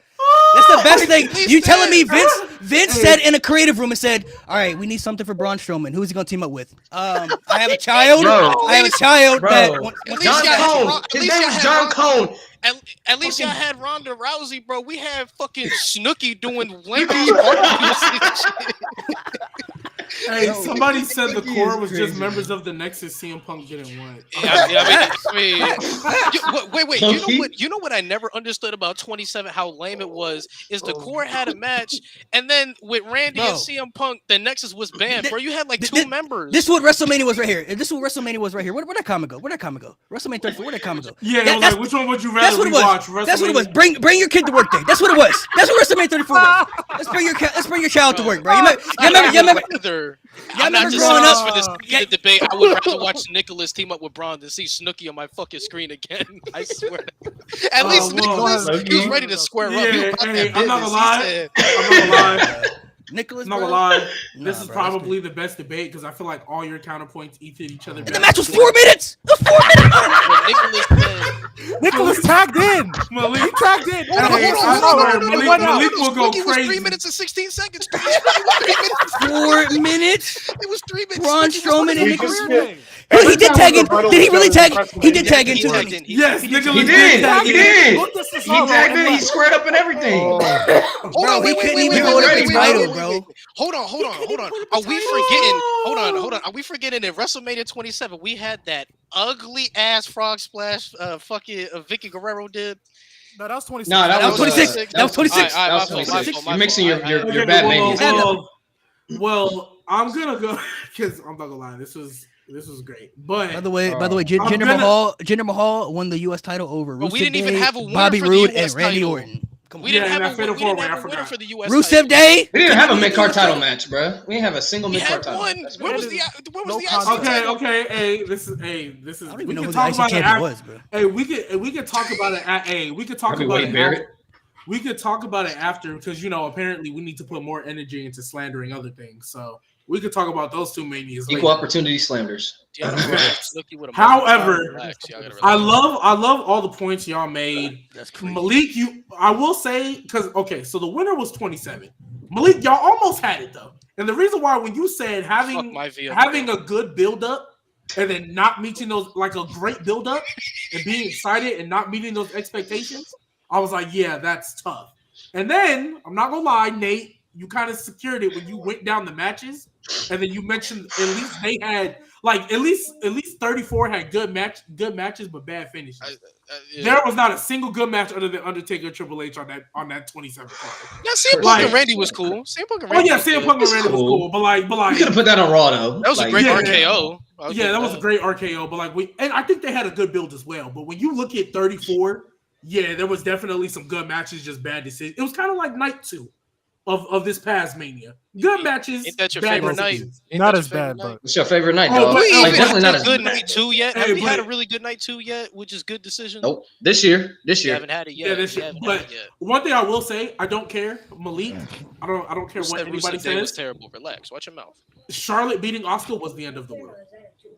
no, it was not. Damn. It took her a while, but she recovered. Mo. It No. took her a while, but she No. recovered. You want to know why I don't think she recovered? I think the fans cheer her, but they cheer Liv Morgan, so that doesn't mean that much. Oh, here Right, we go. Damn. Here's Here's what my I thing. say. No, but I don't wait, think. hold I up. don't think. Wait. Go ahead, Because go here's ahead, the thing, go though. Because Oscar, Malik said it first, she lost, and then all of a sudden, she Carmella. couldn't beat Carmella. That was the first thing.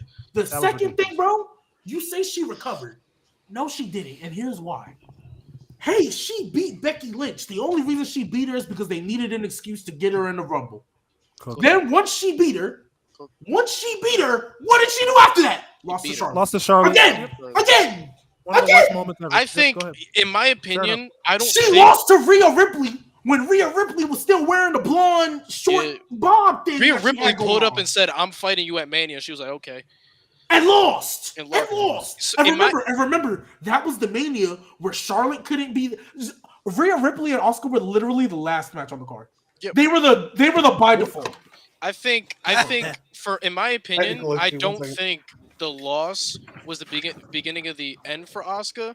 I feel like the way she lost it. If Charlotte would have just did a natural selection and then they did a 1, 2, 3, but Asuka's foot was on the rope, and then you lead that to the next pay-per-view, I don't think anybody would bat an eye. But it's the fact Did she she even get a tapped out rematch? and she looked like a bitch. Tapped out. Did Oscar No, she even didn't get a get a rematch?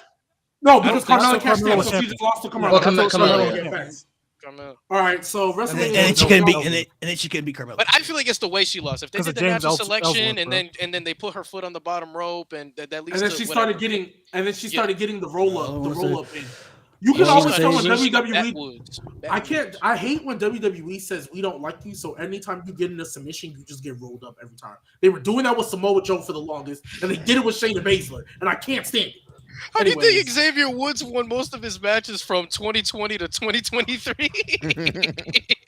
Backwoods Wait, what? all day. Bro, it Oh got yeah, so, with the it got yeah. so over. He went on Twitter, made a compilation. He said, "It's official, guys. The Backwoods." Oh, Okay, my G, God. who won? G, who won?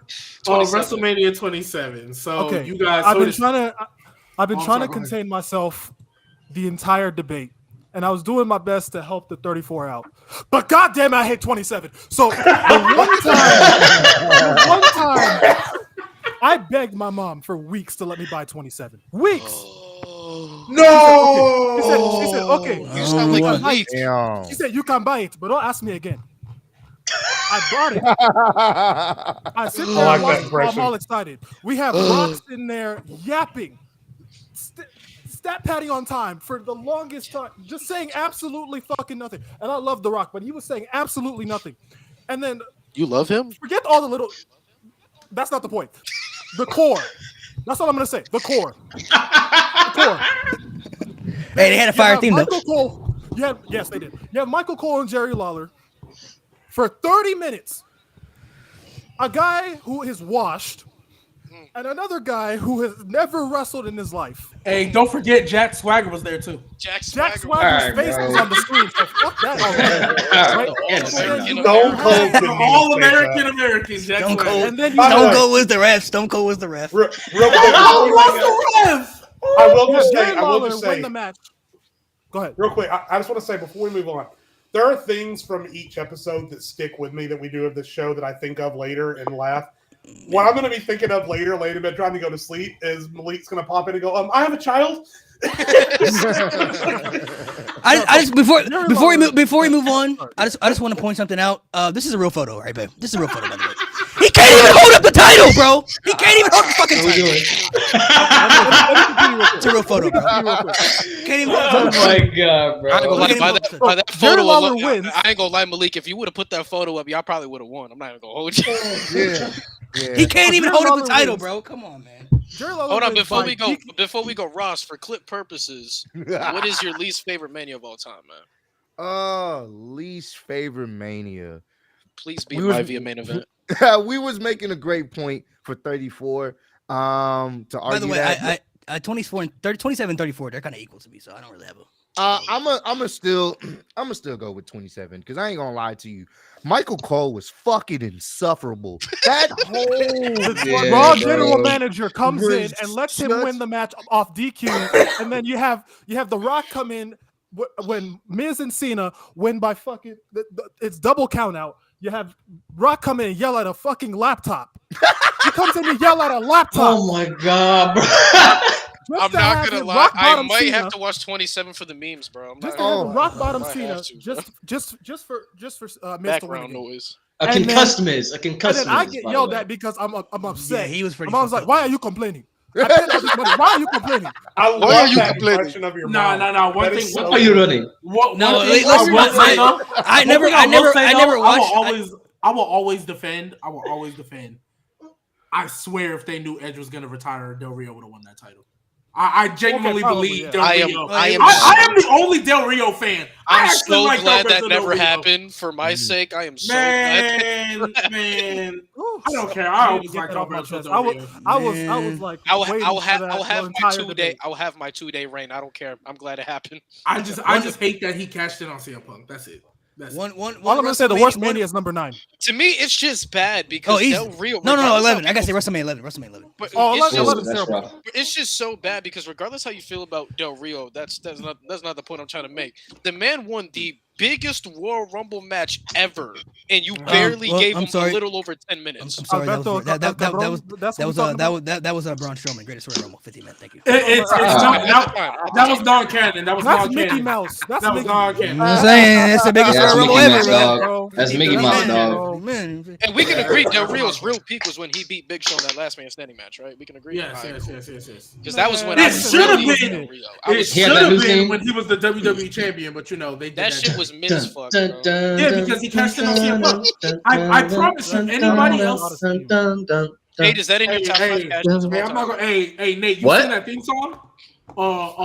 His personal ring announcer, Goosebumps every time. Goosebumps every Hey, time. I did that, bro. I did that for my skit, bro. My arm damn near red and shit. Yeah, I know, my arm- Hey, TikTok, question: is Alberto Del TikTok Rio kept cashing fucking up. CM Punk as SummerSlam in your top 5 cash-ins of all time? Top 2. Worst. What? My God. Oh, it's So Dolph Ziggler's never cash in is number 1, and CM Yeah. Punk getting cashed in is number 2. Love it. Lucky CM Punk didn't cash in on Dolph Ziggler. Side note, before we move on, because I know we still got 2 other questions. Because I meant to say this last time. You know what to me still makes zero sense? The fact that AJ Styles couldn't beat Chris Jericho at Mania in his debut, but Fandango could. Yeah, that's Hey man, Fandango better. Dirty Dango, you know man. what? Dirty Dango's a bigger TNA legend than AJ Styles. Let me cook with you on that because it made no sense. Relax. It made no sense that AJ Styles lost to Chris Jericho just for AJ Styles the next night to win the #1 contendership to face Roman Reigns at fucking Payback for the title. That makes sense. That makes It any made sense. zero sense. And then you wrote off Sami Zayn in that storyline for whatever fucking reason. Man, I You ain't know what? At least it wasn't this, bro. At least it wasn't All this. right. He agrees All with right. He agrees. All right. Jade, Nate, how This we is a feel? real photo. I can't make this up. This is a real photo. This is real. I can't make this Bro, up. this nigga's holding it backwards. He can't hold it That's up, bro. insane, bro. At least Khali held it upside down. He held it. Don't get started. Don't get me started. That man All right, is bro. that's the Kwame Brown of that era. You see, Oh but my you god! keep saying he's the Kwame Brown, but you're not mentioning my Via. He's the 100% the Kwame Brown.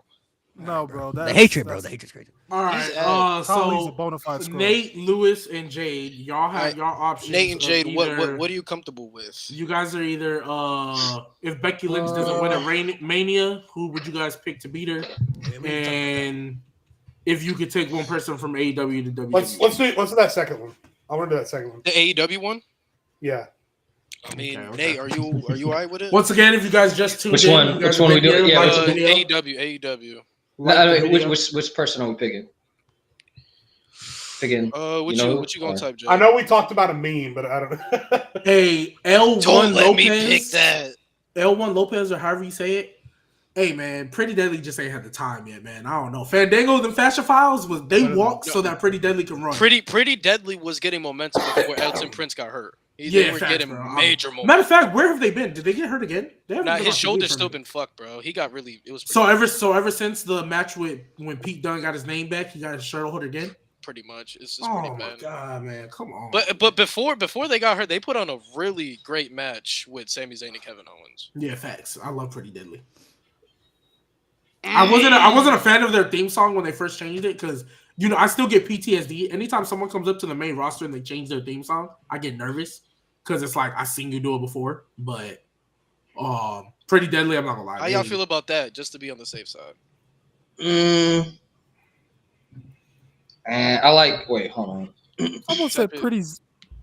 Pretty zesty, y'all wild, bro. If you don't see the vision, just say that, man. Yo, this is Pretty insane. zesty is crazy. Oh yeah, Nah, You know Lewis, I'm not what? gonna lie. You know what? Comparing Zesty, The this Rock, band. Kwame Get Brown that is ass crazy. band. I'm playing. I ain't banning you. Comparing The Rock to Kwame Brown is crazy. I feel you, Nate. I mean, I'm cool. Mo, you're a Kareem fan. I'm Relax. okay with it. Are we comparing? No, I'm not. For Because Kwame we could say that he has more room to rise up, whereas the other guys I'm are cool if kind y'all of because where they that are. was the first name both y'all Yeah. agreed on. So if you guys want to do that, I'm all right with it. Nate, Okay, you want to kick us off? W still. Oh yeah, let me know when y'all ready. I got the time. Yeah, I can. If y'all want me to kick off, I can. Go ahead, Nate. Yeah. You didn't kick off All right, yet. bet. All right, man. Well, Whenever 5, 4, 3, 2, 1, go. Rick the Pimp, you know what I'm saying? Ricky Starks, you know what I'm saying? We gotta. I mean, besides Edge, Edge kind of said it. You know what I'm saying? He's The Rock, pretty much. But he's got a lot of charisma. He reminds me of The Rock as far as charisma. I know you don't like The Rock, Lewis, but he's got a lot of charisma. He's got a lot of fashion. He can talk on the mic. He can roast your favorite wrestler, and he is WWE through and through. You just look at him. In AEW, he's done some great things, but in WWE, I think he could do better. I feel like that's an environment that is better fit for him. That's more sports entertainment. He can talk more because we know WWE tends to focus more on promos, and that's Ricky's strongest. That's his strongest. His strongest attribute is his promos. So, and plus he can go in the ring. We all know he can go in the ring. And if he put him down in NXT, put him in a promo with Mello. Oh my God, that promo will go crazy. Put him in a program with Trick. Put him in a match with Dragunov. I will pray for Ricky. I will pray for him. But that match would go crazy. And then you move him up to the main roster. He have a feud with LA Knight. Just imagine the promos him and LA Knight would have. And I just feel like ever since he lost the titles, hell, honestly, ever since he won the title, I feel like they're just buying time before his contract is up, before he goes to WWE anyway. Because you look at him, he's just a WWE. He's a WWE guy through and through. To piggyback off what you said, I really want to touch upon promos because I think everybody here, especially when it comes to AEW, I think everybody has MJF as a top 3 mic worker. I personally feel like the only 2 times I've ever seen MJF be put in a box, one was from CM Punk, the other was from Ricky Starks after Ricky Starks won the Battle Royal. Ricky Starks put MJF in a box, and when I mean in a box, I'm not talking about flaming him. I'm talking about leaving him completely speechless, didn't know what to say. And if you can make MJF speechless to the point where he doesn't know what to say afterwards, and he has to go off script and kick you in the nuts to keep the segment going, then that shows that you really a raw motherfucker on the mic. Because only 2 people have done that in AEW history, and that's CM Punk and Ricky Starks. And like we said, when it comes to WWE, I look at two components that are the main attributes when it comes to WWE. That's character work and that's mic work. And Ricky Starks has both.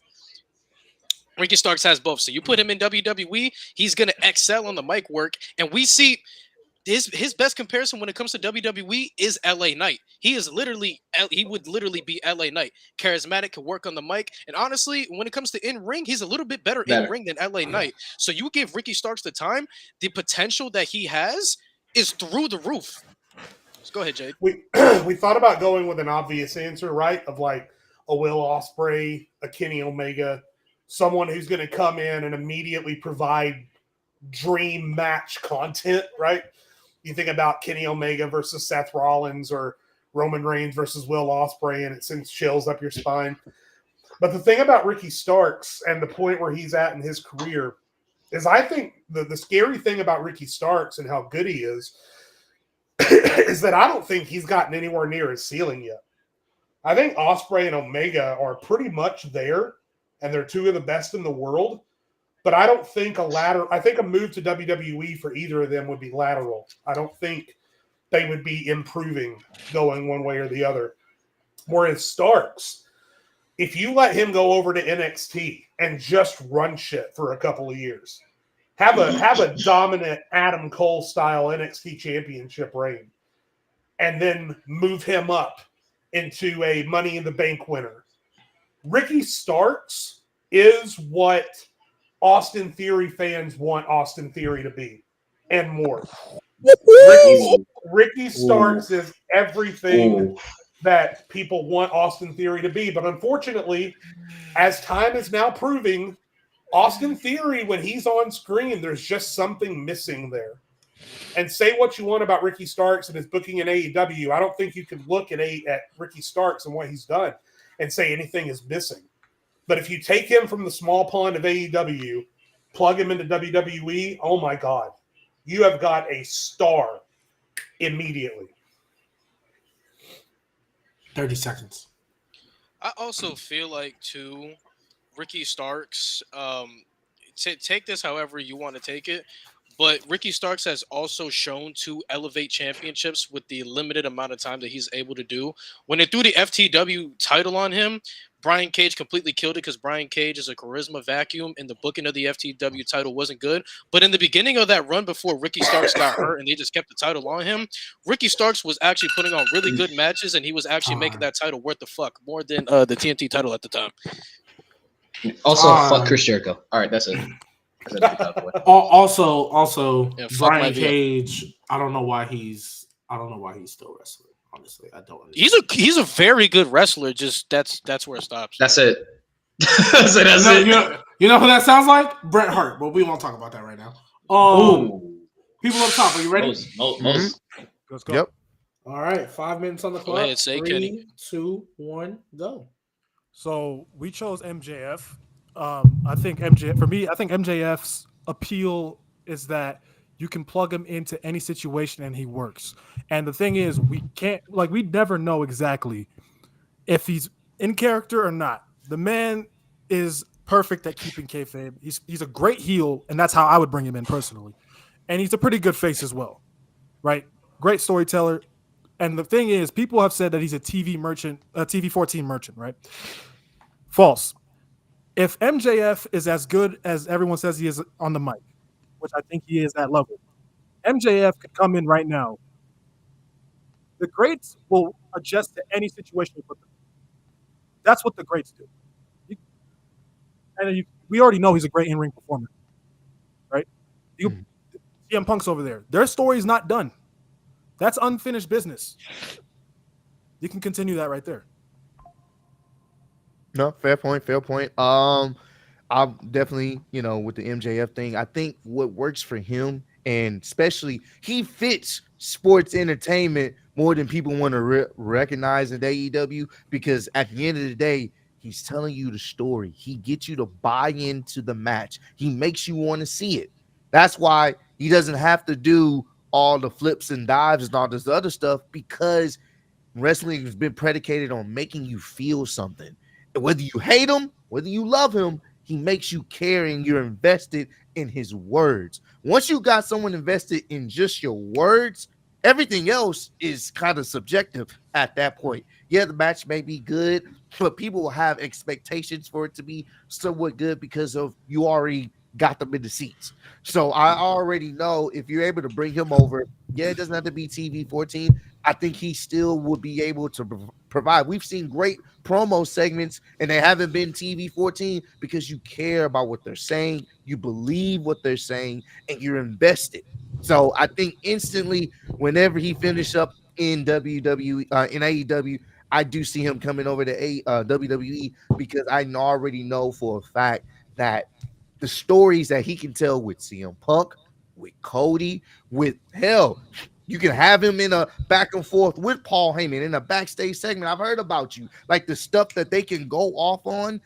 That's cinema, and you don't have to teach that with him because he already has that knowledge. Like my guy here said about Austin Theory, some of these things he's missing, but with MJF, you can just kind of plug and play him into a situation and he'll fit right in, only because he's so good at just at the promos, at the wrestling, and he already has that full package at such a young age. I think he fits in the WWE system more than people want to realize. You just take off all the extra cursing, for the most part, he still works. So yeah, I mean, I feel like you put MJF in WWE, he can match up with anybody. He can match anybody on promos. He could have good matches with anybody on the roster. I know people always want to talk about, well, he wouldn't be able to cut the edgier type promos that he cuts in AEW and everything, but he doesn't really have to. I think that would show more of his character and bring more charisma out of him for him to adapt to the WWE style. You know what I mean? A lot of people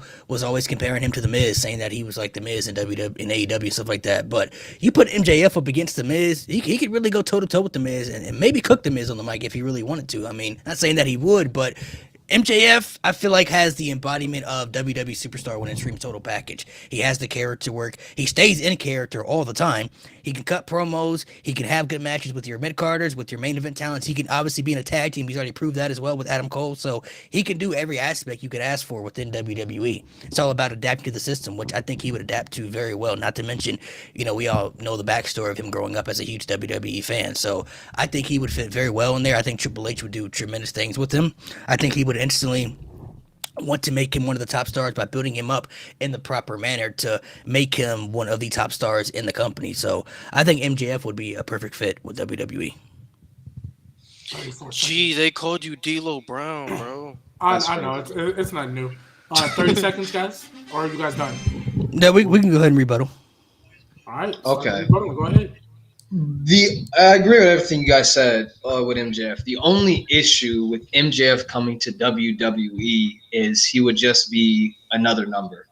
WWE has so many stars right now that someone of MJF's caliber would be wasted in WWE right now. He would easily be overshadowed by Roman Reigns, easily overshadowed by Cody Rhodes. Not even just, it's because on the pecking order of the booking, you're going to put Cody above MJF. You're going to put Roman above MJF. You're going to put Gunther above MJF the way you've been building Gunther up.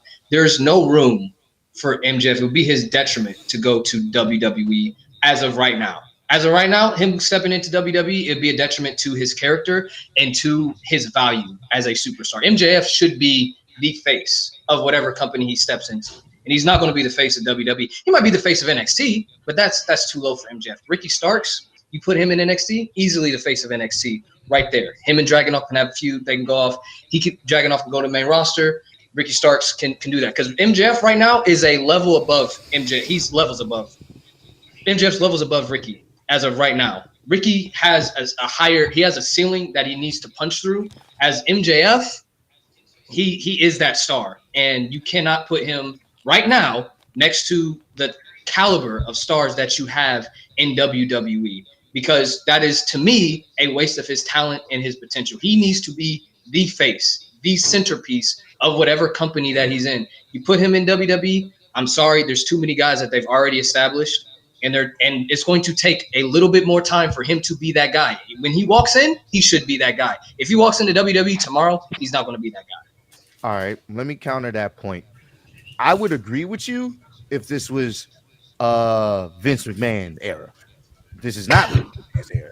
So this is why things are different when you bringing in talent, because I feel like I trust more of what they would do with MJF. Of course, obviously, you know, more the casual fans will know who Cody is, know who Roman is. Obviously, that's cool.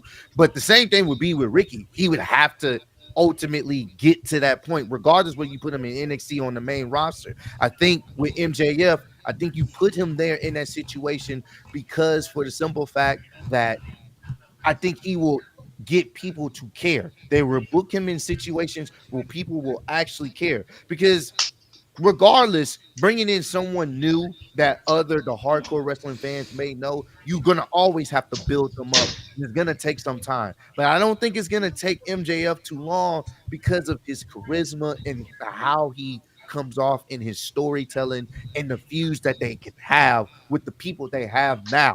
You put him in a situation to revitalize that feud with CM Punk, people are gonna buy into it. People are gonna buy into it because of the person he's going into, but now people are going to be listening to what this new up and comer, even though we know who he is, but the casual fan like, who is this guy?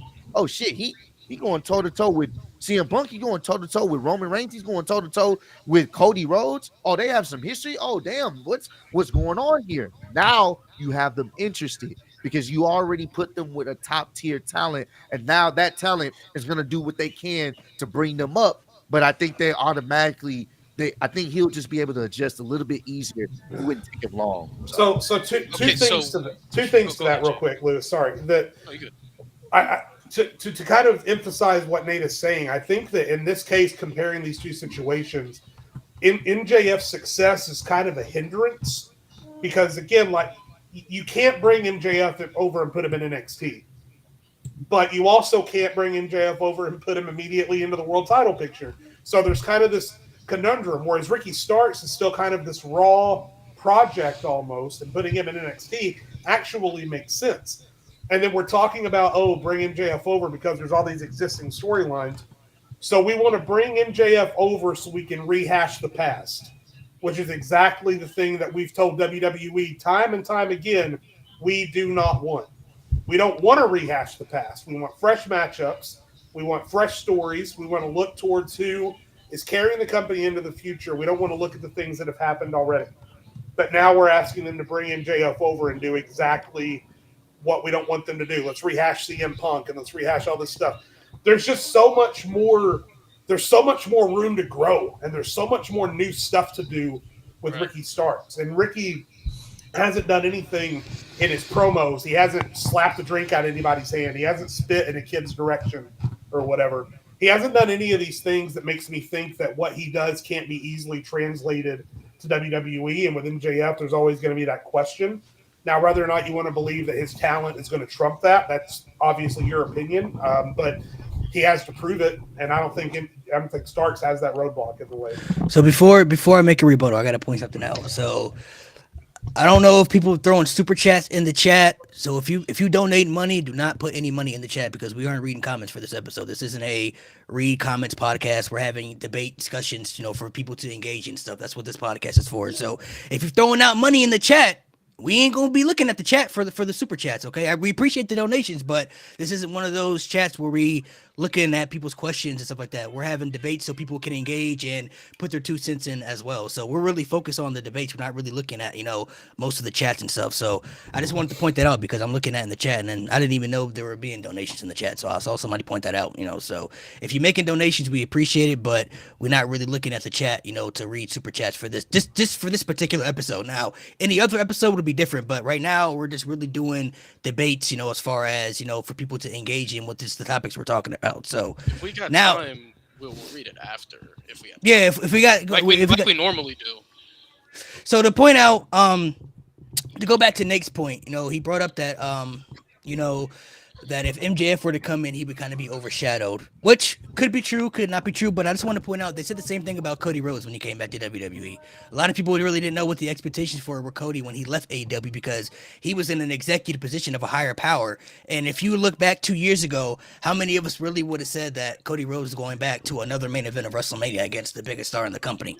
I don't think anybody ever saw those expectations for Cody Rhodes. Granted, they already knew who Cody Rhodes was in WWE because he was a WWE guy, but most people didn't know Cody Rhodes as the American Nightmare Cody Rhodes. They only knew him as Stardust the last time they saw him. So most people, there's still people who think Cody Rhodes is mid right now because most of them didn't see the journey that he went on outside of WWE. So they never saw what he did to build himself up as that main event caliber guy outside of the company. So I think it really all goes to booking. Yeah, you have Gunther, Roman Reigns is there whenever he shows up. You have Seth Rollins there. You have, CM Punk is back now. So they have all these other top guys, but I think MJF would mesh very well. Granted, he wouldn't be the face of the WWE. I don't think he would be labeled as the face, maybe like he is in AEW. So you bring up a good point with that. But I think he fits in very well with WWE system. I think he has great feuds with top guys like CM Punk, like Cody Rhodes. I think Triple H is a storytelling type person. He understands the history between the guys. He listens to people and he understands. Okay, you guys had a little thing over here. Let's bring that to over here and let's tell the story here. But WWE, but let's make it a little bit different. And like Ross said, when they talk about promos and they talk about they're saying stuff about happened back then. Well, people are always asking us, when we make content. Well, what happened with this? Can you make a video on that? Because some people may not have saw it. So if they hearing MJF talk about, him and Punk having their history, okay, let me go back to AEW clips and let me look at, now I understand the story aspect and where they're going. So I think it really all just matters of where they position him and where they booked him. And I trust Triple H to do more of that than I would of Vince. If this was 5 years ago, then I would have been I wouldn't have been on boat with you guys. I would have been like, nah, I don't really with that. But they said the same thing about Cody when he came back, and not a lot of people really thought Cody was going to be pushed the way he's been pushed. So if I may, real quick. So if I may, I saw both Ricky Starks and MJF's rises in AEW.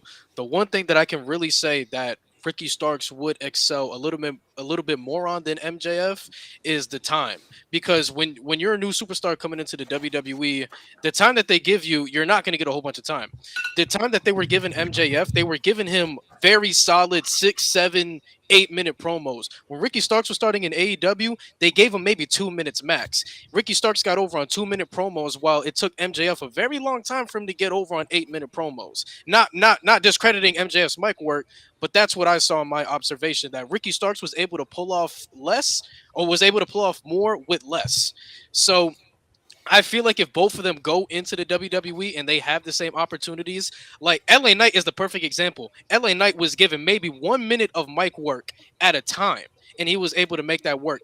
And I personally feel like Ricky Starks, with the situation he was in AEW, he would be able to do that and capitalize on that more than MJF possibly could. Because I think we're all assuming that MJF goes to WWE and he's just going to be this big star right out of the gate. We don't know that.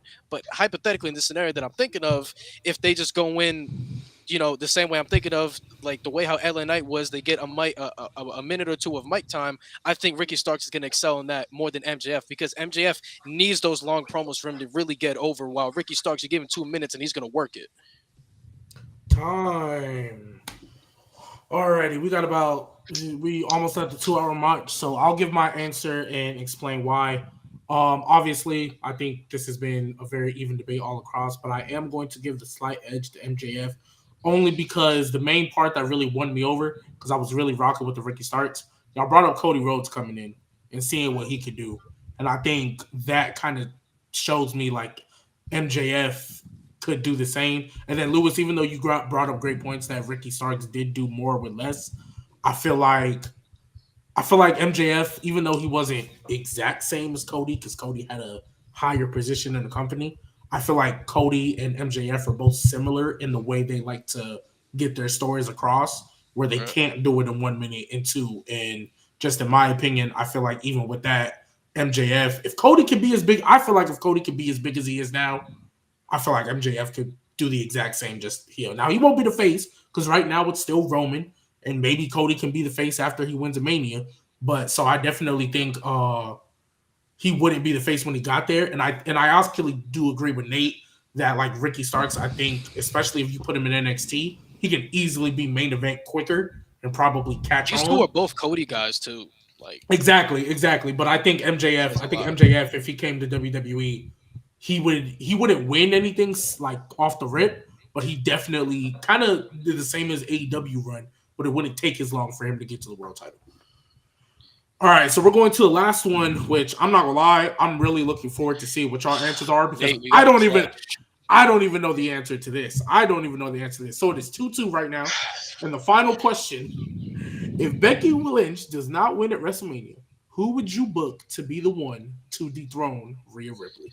It's open-ended. I don't care who you pick. If you argue it as well as you can, you guys are getting that win. Because I'm not gonna lie, I don't even know who I would pick. I'm not gonna lie, I don't. You know what I mean? So who we believing on, Nate?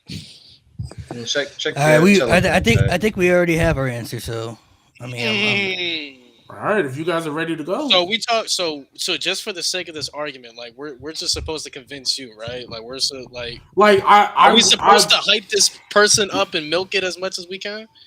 Look, I am not going to tell you how to argue your point, but I will say the goal is like, for example, let's just say for sake of argument, somebody picks Charlotte and the other person picks Bianca, right? Let's just say just for sake of argument. You guys need to argue why that person beating Rhea Ripley would be the better option than anybody else.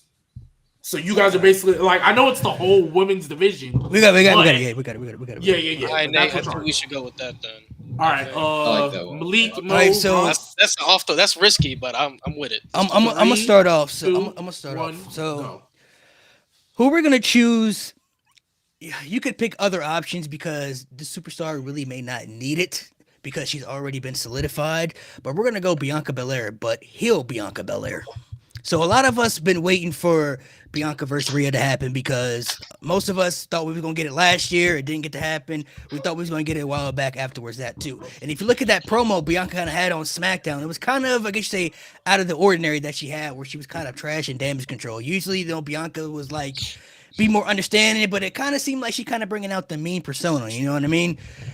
Somebody who beats Rhea needs to be a dominant force, right? And we think there are some people out there who are going to say one person, and you could say that one person, but she hasn't really done much yet to really show, I think, a lot of us that she's that right option, you know what I mean? But if you do it Bianca Belair, but as heel Bianca, now you have Bianca with a different persona. She's already dominant. She's proven she could be a dominant babyface champion. She had a dominant run as babyface champion. We haven't seen her have a dominant run as heel champion ever because she never won the NXT championship when she was the heel, and she wasn't presented as a heel on the main roster. She was instantly thrown as a babyface. So we've never really seen that persona, and a lot of people I think have been waiting for Bianca to flip that switch and turn heel because I think a lot of people are dragged out with the babyface version of Bianca. Bianca and Rhea is inevitable to happen. I mean, after Rhea, if she beats Becky, she's done beating all the top people on Raw. You know what I mean? She's done smoked everybody. We all assume maybe there's going to be a little draft because they do kind of a little bit of a draft, you know, every year. If they end up doing the draft and you throw Bianca on Raw, we haven't seen Bianca and Rhea yet. That's a fresh new matchup. Like I said, somebody who beats Bianca needs to be somebody. At least somebody who beats Rhea, at least to me, it needs to be somebody dominant and believable. You can make a new star out of somebody else if they were to beat them, because Bianca doesn't need to be made a new star. She's already solidified. But as far as from a storyline perspective, as far as somebody who's believable, I think heel Bianca screams all the categories you're looking for.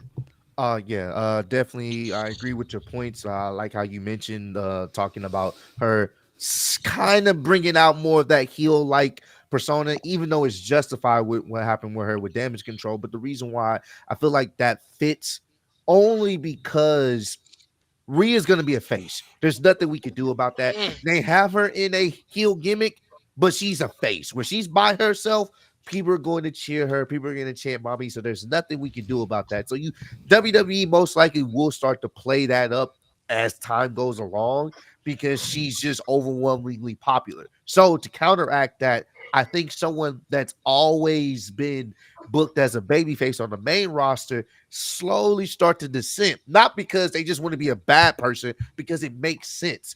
And they can really play off the fact that Bianca feels some type of way because, hey, wait a minute. I've been here. I have more accolades. I've been doing all this other stuff, and people come at me with bullshit, kind of play up to the realism of what's been going on social media. Y'all been coming at me. I've been carrying this company on my fucking back, and then everywhere I go, I hear motherfuckers chanting "mommy" when I know I'm better than her. So you know what? Let's go that route. I'm gonna show you why I'm better than her, and maybe have her do heel like things to get that heat going. And I think that would be a better route than to just have, saying it be like a face Bianca, because I don't think that's gonna work. So anything you add, Mo? Yeah, y'all kind of stole all my points, but it's all good. I'll make it work. I think this match, the Rhea Bianca match, I'm glad that they've saved it, because heel Bianca brings a different dynamic than we would have expected. Right, Rhea Ripley's already getting over. She's gonna be a babyface. She kind of already is. She's like on the fence, right? I think her and Bianca face, Rhea the face, Bianca the heel, brings it, gives you something more to do than like the obvious. You know what I'm saying? So, All right, y'all got. All right, Do Nate, you let's guys bring wanna up the pass? big guns, Y'all, Nate. All right. hold on, Big- y'all got a minute. Do y'all want to add to it? To I just feel. expound. Go Oh, ahead, go ahead, go go ahead, ahead. go Oh, ahead. yeah. Well, to expound on that, you can still now you have that dynamic. You have people invested more in booing Bianca. Then you can set up a Jade and Bianca feud because that's obviously what they're heading down the line. But two baby faces in the situation, it's not going to really be as integral and as interesting as it would be if you have that heel and face dynamic, especially someone that's taking down Rhea Ripley. Obviously, she will probably cheat or do something to that extent, but anybody beating Rhea obviously gonna get a lot more heel heat off top. And I think heel Bianca makes the most sense too because Bianca's had a big downfall ever since she lost the title to Asuka. She hasn't been able to propel back. She was used to There we go. dominating. She was used to dominating and winning for a whole year as the champion, as a top face. And then when she lost, she hasn't really been able to get back up to that top. So maybe she needs to feel like, I need to do something different. and for those of us, oh, go ahead. Sorry. No, y'all good. All right. Lewis, Nate. Shout out to All Jade right, too. man. Jade had a Yeah, shout out to Jay. Shout out Jay. Shout out Jay. Yeah. So you want to talk about someone dominant? You want to Come on, talk Nate. about someone who is believable? Okay. I believe the person to dethrone Rhea Ripley is Shayna Baszler. Shayna Baszler, obviously. The history they have, got it. The history they have in NXT is my main reason for this because Rhea is the one to dethrone Shayna, who was at the time the most dominant NXT champion we've seen since Asuka. And I think ever since then, Shayna has fallen down the card. Slowly but surely has fallen down the card. And Shayna can say, that is the reason. You are the reason. You, Rhea, you're the reason. Because while you ascended, I descended. I think that would be a fantastic story for Shayna to tell. And Shayna is believable because she beat Ronda Rousey. The match fucking sucked, but she beat Ronda Rousey. You have the Elimination Chamber. You have her history in the Royal Rumble. Shayna Baszler fighting Rhea Ripley. That is a believable fight. That is a believable person I can see choking out Rhea Ripley. Not just pinning her. She can choke Rhea Ripley the fuck out in the middle of the ring and hold that women's world championship. I think Shayna Baszler is the perfect choice to dethrone Rhea Ripley. And as to what Nate was saying, you guys mentioned, Bianca. I mean, that would obviously bring Bianca up a lot more. To me, if Shayna Baszler goes out there and beats Rhea Ripley, that'll be one of the most shocking wins of all time. And on top of that, you created another major star within your women's division that really needs some serious depth. And on top of that, if you make Shayna Baszler defeat Rhea Ripley, you can have Shayna Baszler go on a tear the same way that she did on her NXT run. And on top of that, if you watch Shayna Baszler's NXT run, she is a star maker, completely elevated Kairi Sane, completely helped elevate Rhea Ripley to where she is now. Shayna Baszler throughout her entire run is a star maker. Hell, we can even bring up Bianca Belair if you want to. Bianca Belair doesn't get the spotlight in NXT the way that she did if it wasn't for Shayna Baszler and her dominance. So Shayna Baszler beating Rhea Ripley, it solidifies her as a major player within the women's division. Go ahead, Nate. Yeah. And I don't want to hear anybody talk about age because LA Knight, Damian Priest. I don't want to hear anybody talk about age when we talking about putting people as rising stars. I don't want to hear about that. Yeah. And you can rebuild Shayna. It's so easy to rebuild Shayna.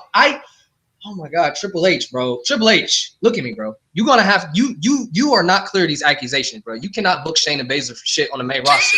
It is so easy. You just have her go to the ring and choke. Just choke them out. Choke people out. That's all you have to do. It is so simple. I do not know the issue. Literally, after SummerSlam, she beat Ronda. That match should have been 2 minutes tops. That match was terrible. That match should have gone that long. Hey, but after that, yeah, I was there. That match sucked. The lady behind me legitimately was asleep. That match sucked. Yeah, but Shayna Baszler should have gone on a tear. It's so easy. It's so easy to book Shayna Baszler as a dominant force. She just chokes people out. It's literally it. I don't understand how hard that is. It's simple. She goes in the ring. She chokes people out. That's it. It's easy. It's so easy to build Shayna Baszler back up. Oh my God. And not to mention, Shayna Baszler, in my opinion, is one of WWE's best women storytellers that they haven't even utilized. For I believe for 4 to 5 months straight, Shayna Baszler did a storyline with Ember Moon and carried it out for the rest of her title run with just a broken shoulder. She told a story about breaking people's arms, and it started with Dakota Kai. It started with Ember Moon, and then it went to Shayna Baszler having the setback on herself when Ember Moon fucking broke her shoulder. Did the same thing to Ember Moon again. She 4 to 5 months told a story about just breaking people's shoulders. And then on top of that, one of the main storytellings I want to talk about was her feud with Bianca. Bianca was talking about she was the EST. Shayna Baszler walked in there and said, "I'm the best." What happened when we went into the NXT Takeover New York thing? She was put in there with three of the best women in NXT, and they had Shayna's story of her solidifying herself next to Asuka, saying, "I'm the best, I'm the most dominant person here, and there's nothing you could do about it."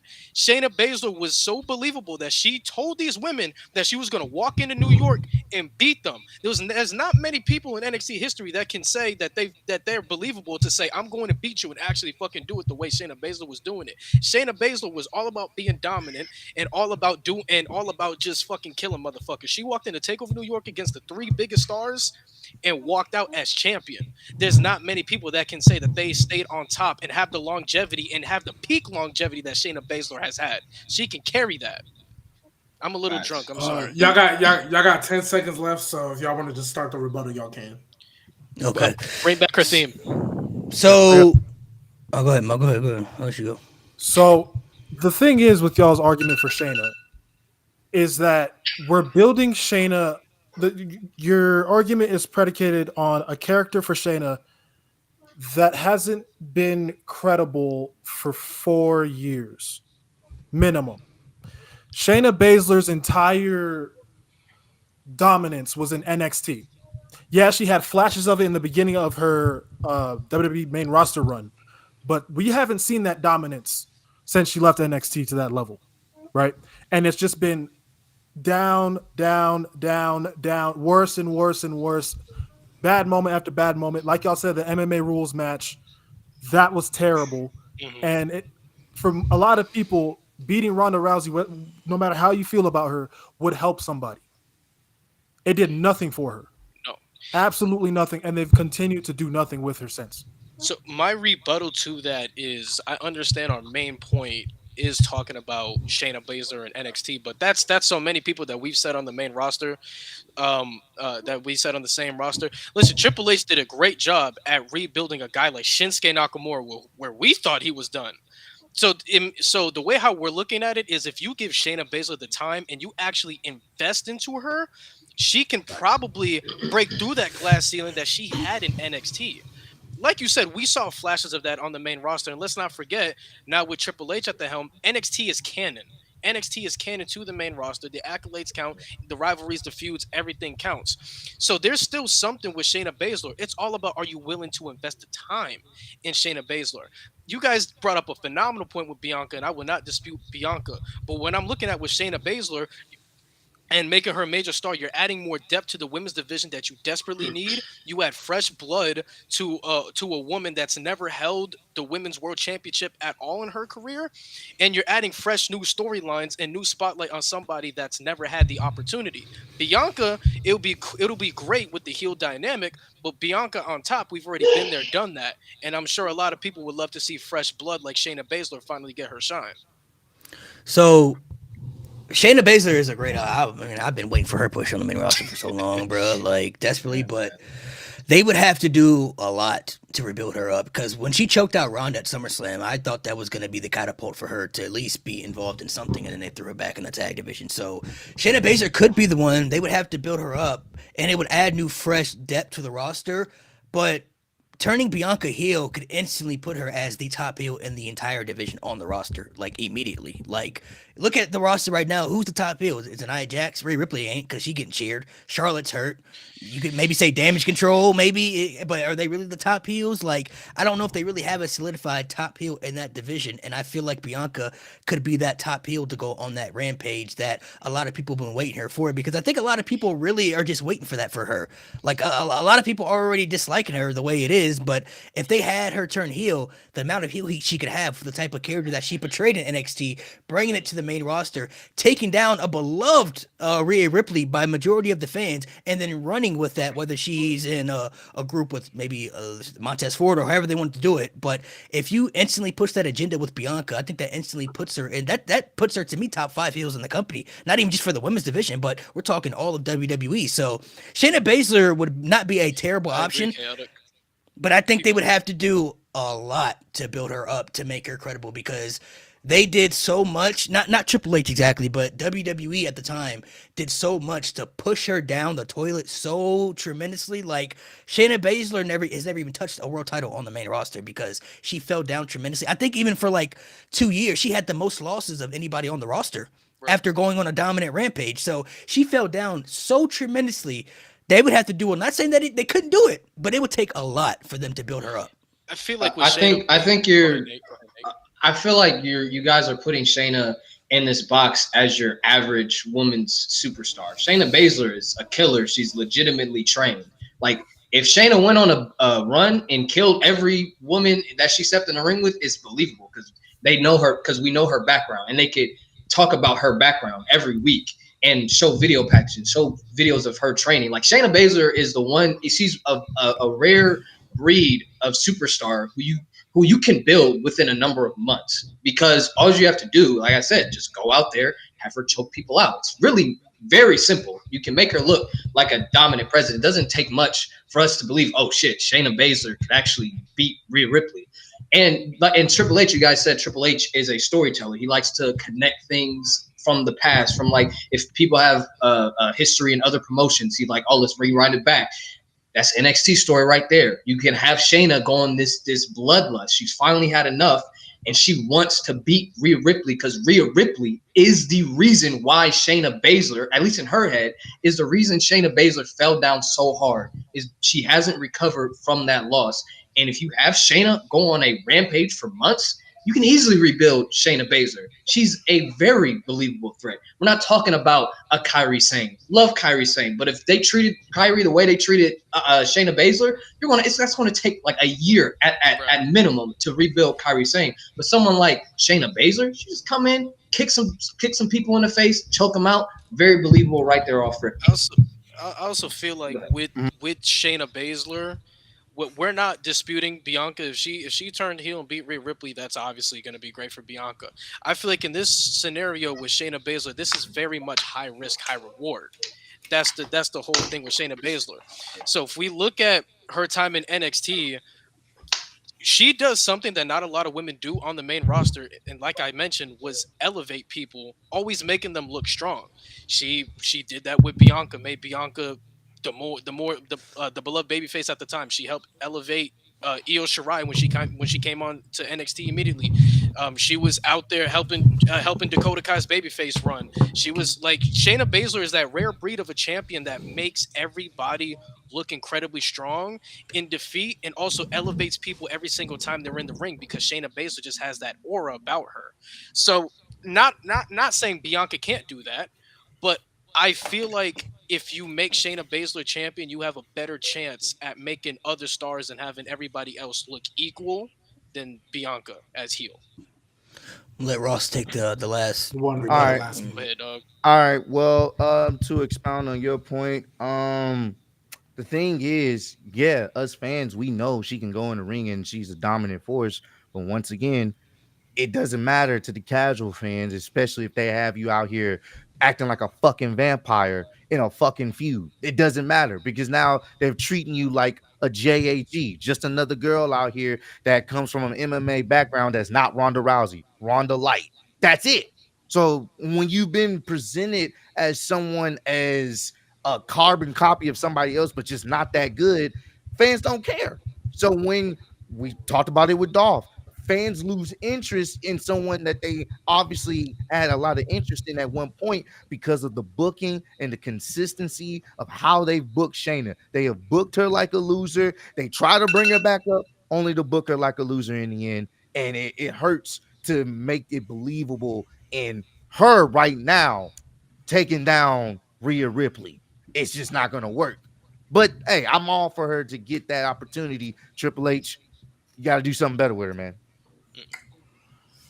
True. Okay. So This is the tiebreaker, right? Yeah. yeah. This is it. No Yeah. moment of truth. Yeah. So first off, saying Bianca as a heel, I loved because that kind of changes how we view that title match and that title win. It's Bianca as a who's I believe Malik, I believe you're the one who said it. It puts Bianca as that next top heel, which they technically don't have. If they want to be technical, it's Io. And Yeah. like, you know what I mean? I guess you could say it was Bailey before this. So yeah, they would need that. They would need that top heel. I love that point. Was that Jade? Well, He said, tell Mo to take that ugly ass shirt off. Man. Yeah. Oh, I that's said that, I crazy. think Man, that's learn- Jade. learn That's the Jade lingo. Oh, Burner. okay. Jade's burner. Jade's burner. Jade's No, burner. no, But that's fine.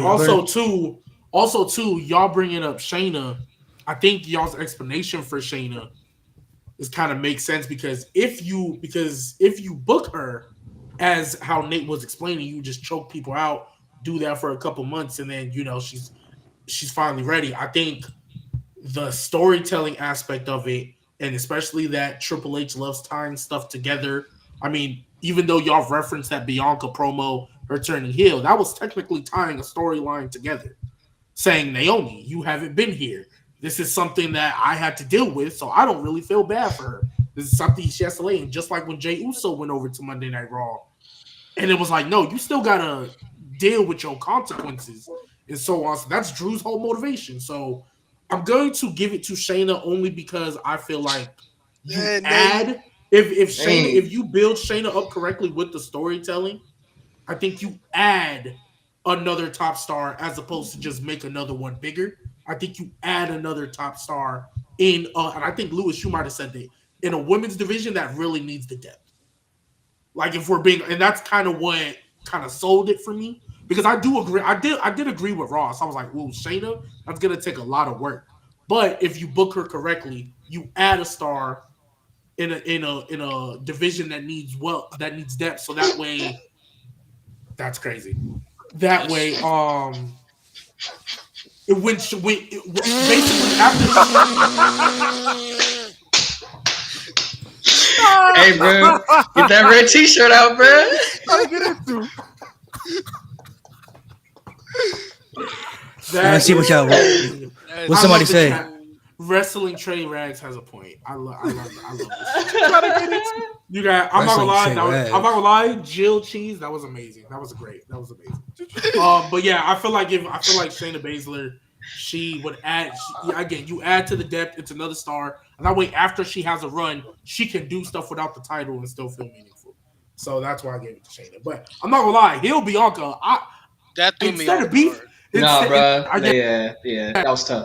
Because instead of BFAB, I wanted BFAB to be Bianca. That's what I wanted. I was like, yeah, go with It your would've made husband. sense. Y'all can be a power couple. Exactly. But yeah, heel Bianca. I'm not gonna lie, that would be crazy. It was hurting. Y'all was tearing Shayna down. You tearing my girl down like that. Like y'all ain't. Yeah, that was crazy, man. That's Bro, crazy. we had I knew the we moment trying we to win said the debate, bro. Shayna, G would have been like, we trying to win the debate, man. Hey, we ain't the one that tore it down, but WWE tore it down. Shoot. Wrestling that's straight tough. rights. abuse Hey, bros Ross, she win. was Ross. She Nah, was that's right funny though. as hell, man. When she came, we should have known. When she came up and she bit Becky in the neck with all that fake blood, I was like, Yeah, it should have been. It was GG's, bro. It was my at that See, point, that's man. so See, bad. that's what I thought. But then the way she handled the Elimination Chamber, I was like, oh, so y'all do rock with her. Y'all do believe in that COVID. Honestly, I didn't even think her biting her was bad. If she just won at WrestleMania, it would have been fine. That's all she needed to do. Yeah, we would have forgotten that bite. Well, If she had just won at WrestleMania, it would have been. Everything Even would have then, been so they had I mean, something Vince when said- she Vince beat said because of Ronda, COVID. bro, and they did nothing after that. She had They something. put her you know in a what? tag team with Zoe Stark, bro. Because you know what's crazy? You know what's crazy? I genuinely, wholeheartedly believe, because we know Triple H is stubborn. We saw how stubborn he was with Austin Theory. Even before the Cena feud, we saw how stubborn he was. I think he is adamant about making them women's tag titles seem important. I think he is so adamant about He's it. doing a And terrible You job. just at want it. him to get rid of it in general at this point. He really should at this point. He's Low done key, nothing to low- elevate He should anything. do some mid card title. That would be the best thing. That's it. Yeah, that's I'm what they not- need. I'm honestly, here's my thing. And I know it's not going to get back to that, but even 2.0 in this white and gold, that women's division does not have a tag title or a mid title. Crazy. There's still always good storylines that you could tell. And like, let's be real. Blair Davenport and Fallon Henley are in a little mini feud. That's just something for two women to do. Yeah. You know what I mean? There's always something for someone to do. And I feel like the main roster, even though it's two brands, you have enough women to just have them do something.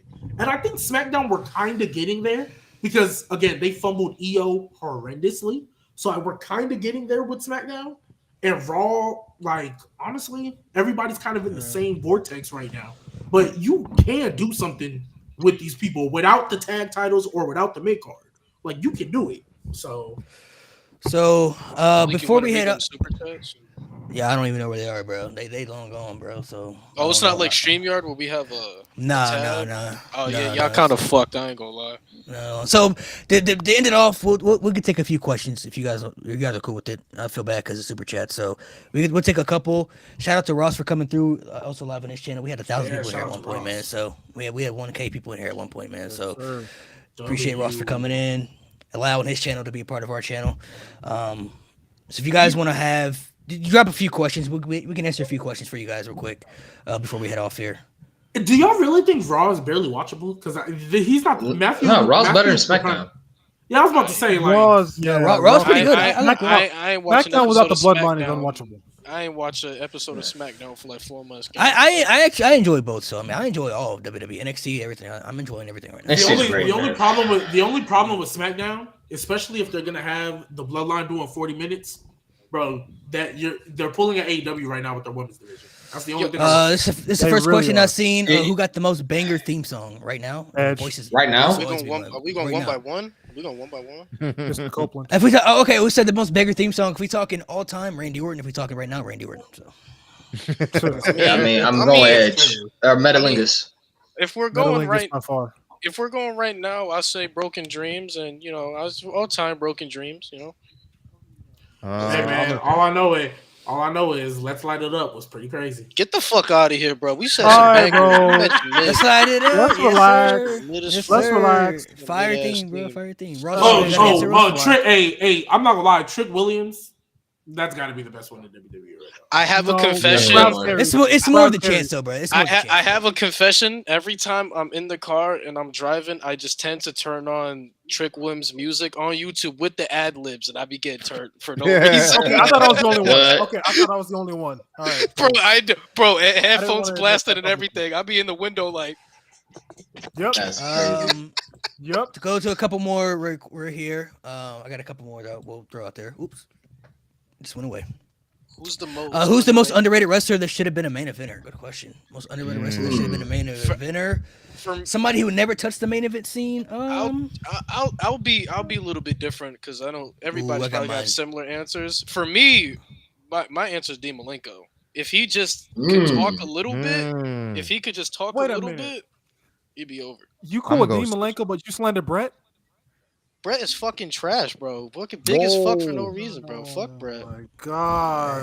Brett Malenko is not better than trash, but he's definitely an in-ring merchant, bro. Like, hey, Dean Malenko just like better that than little Brett. trend. I'll give you that. Hey, just like that little trend going around. We done with the '90s, bro. Yeah, pack Bret Hart. Oh, Done with the my- attitude era, bro. Relax. Oh Look, no! if we're doing, we Don't done with get the the old heads '90s. mad, Does that bro. mean we can pack my Via up too? Nope, We nope, pack 'cause he's my here. Via Nope, he Cause came in he's the here. 2000s. I'm not packing. He's I'm here not right gonna now, lie. man. Gotta pack I'm not him gonna lie. up. And He can- 2020. That's he- crazy. I'm gonna say Shelton Benjamin for me, bro. I feel like Shelton Benjamin Gold standard. in the Yeah, ruthless that's- aggression era had crazy athleticism, could go in the ring with anybody. His mic skills weren't that great, but around that time, I mean, I feel like you could get away with it, still be the world champion. They put the world title on, somebody we don't name. Y'all You know what I'm heard saying? me. So, I mean, Fuck Brett. So I feel like Shelton could have been maybe not WWE champion, but he could have been His a great world stubborn heavyweight ass. champion. He could have been a great world heavyweight champion. Brett is nothing more than an angry old man that's just mad that we can do flips and he can't. Damn. What? bro. Right now, I'm gonna go. He still has time. He still has time. But I'm gonna go Xavier Woods. I think Xavier Woods has That's a lot a of great potential. one. They That's haven't a great one. capitalized on yet. He getting packed up. The bro. fact Should that be- he's the should only be- one that hasn't won a title out that group is crazy to me. Yeah, bro. He should Yeah, be that's a wild. U.S. or What you mean, Intercontinental bro? champion. He got King of the Ring, The bro. world King of heavyweight the Ring. titles right there. And No, they but I'm crushed talking- his crown. No, but literally, like, he hasn't won a US or an IC. Like, it's about time, bro. No, yeah, he got. If no, he Chad lost to Gable Gunther. didn't exist, I really wanted it to be Woods to be Gunther, bro. That'd been so good, bro. I was there for that match they had at SmackDown. Ross, you got an answer real quick? I was the biggest Xavier Woods fan in the crowd. Probably go with Cesaro. If he was just better talking on the microphone, I think he'd be fine. But it's just his microphone skills are not that good, but his in-ring skills is just Crazy. Wait, it's what'd you say? fucking phenomenal. Cesaro. And he could connect with the crowd because Vince was like, he doesn't connect with the fans. I was like, they Nah, made a he whole was- And he section. did it all the time. He was Like, over. he did it, Yeah. bro. Like, If he could he connect. just Like, the had- fans loved him, bro. If he just had just a little bit better on the microphone, I think he would have been fine, bro. This one right here. What's the hill you're willing to die on regarding pro wrestling? Bro. Oh, Oh, God. wait, wait, do you- go ahead. That, Go ahead. Go ahead. that last one, go ahead, bro. I'm gonna Go ahead, bro. Clip, Ross? You want another clip, Ross? Man, Yeah, bro, outside. right now on Twitter, I have all these fucking little virgin crybaby losers just getting mad, and I love it. So keep sending it. I'm actually gonna make a video about this because I'm gonna double up on what I said. But I will say this: if there's a hill I'm gonna die on, I'm dying on that hill today. I'm gonna switch it up. I'm gonna switch it up. I'm gonna switch it up because I'm making a video about it. So I'm gonna switch it up. Oh, okay. Okay. If there's another hill I'll die on per se, I'm gonna have to go with. I'm really trying to think. All right, some people are gonna get mad at me. I don't really be caring too much for the Kenny Omega, Will Ospreay style of matches. I'm gonna just be honest. I know some of Mm. y'all are gonna be like, That's "Oh true. my god, Oh, shit. they're putting on some of the greatest classics," and it's cool. It's cool, but me personally, I think they're okay matches, but it's a lot of the stuff. It's a lot of things when you really break it down in the sense of wrestling. Like it doesn't make sense that this nigga then did 20 different flips and then he no-sold a move only to get back to no-sell another move to kick out at one. Now I get it. There's a fan base for that. And some of the stuff do be kind of pretty tough. I'm not gonna lie to you, but for me, when I'm sitting down watching a wrestling match, I'm not gonna remember it because it's mostly just a whole bunch of cool moves, but the story ain't there for me. So that's the hill I die on. I think they're fantastic wrestlers in their own right, but at the same time, for me, it's not something that I'll be like, oh, I'm gonna give this a 5-star classic because it's just personally not something. The only to- things I'll say about kickouts at one, I feel like that should only be saved for like ultimate underdogs, like the baby faces who just walk, like a Daniel Bryan during the Yes movement. Yeah, that too. But like Daniel Bryan during the Yes movement era, if he kicks out at one, I'm not buying my time. I'll probably get hyped. You know what I mean? Like, Yeah. And to piggyback off that, I enjoy those matches, but I'm not a fiend for those matches. There To we go. me, like everyone talks about, like they go back and watch matches over. I honestly, bro, matches are cool with me. Like, I enjoy watching wrestling. Like, I like to see two dudes beat the shit out of each other and like do all these flips and stuff. That's cool. I'm a promo and segment guy. Like, that's the stuff I eat up. I love that stuff. Like, a match is cool. You can have a 5-star match, but if you have I'd rather see a 5-star promo than a 5-star match, to be honest. I don't mind the Ospreay and Omega, like Ospreay Takeshita. That match was incredible, and I love that match. I ate that shit up. That was but when you have a card full of that style of wrestling, it does get a little tiresome, and I'm like, all right, we get the point. These guys can wrestle, and I know there's a fan base for that. I understand that AEW they have a good fan base with that, and they made a lot of money off that. And I'm not trying to like say like, oh, you guys are fucking nerds for liking that. But I'm just saying my personal style. The reason I gravitate towards WWE more is because they do more segments, they do more promos. There's more character work in there, and the wrestling's there too. But they focus more on that stuff, and that's why I tend to always just gravitate more towards WWE. I like AEW. I like the direction they're going in. Don't get me wrong. I think Ospreay and Danielson is going to be a fucking phenomenal match. Like, it's going to be great. They're going to have a lot of great matches this year. It's just not my. So what? Everybody else run through their hill. Mo, what's yours? For me, the Ruthless Aggression era pay-per-views clear the ones of the Attitude era. First of all, let's start with the WrestleManias. Every WrestleMania of the Attitude Era almost ethers every single Attitude Era WrestleMania. Ruthless Aggression, yeah. Yeah, every Ruthless Aggression WrestleMania is better than most Attitude Era WrestleManias. The only one that's on par is 17. I think 17 clears all of them. But the regular pay-per-views, like King of the Ring 98, for example, right? The crowd is a big factor of this. Crowd was awake for Taker and Mankind, obviously, and Austin and Kane.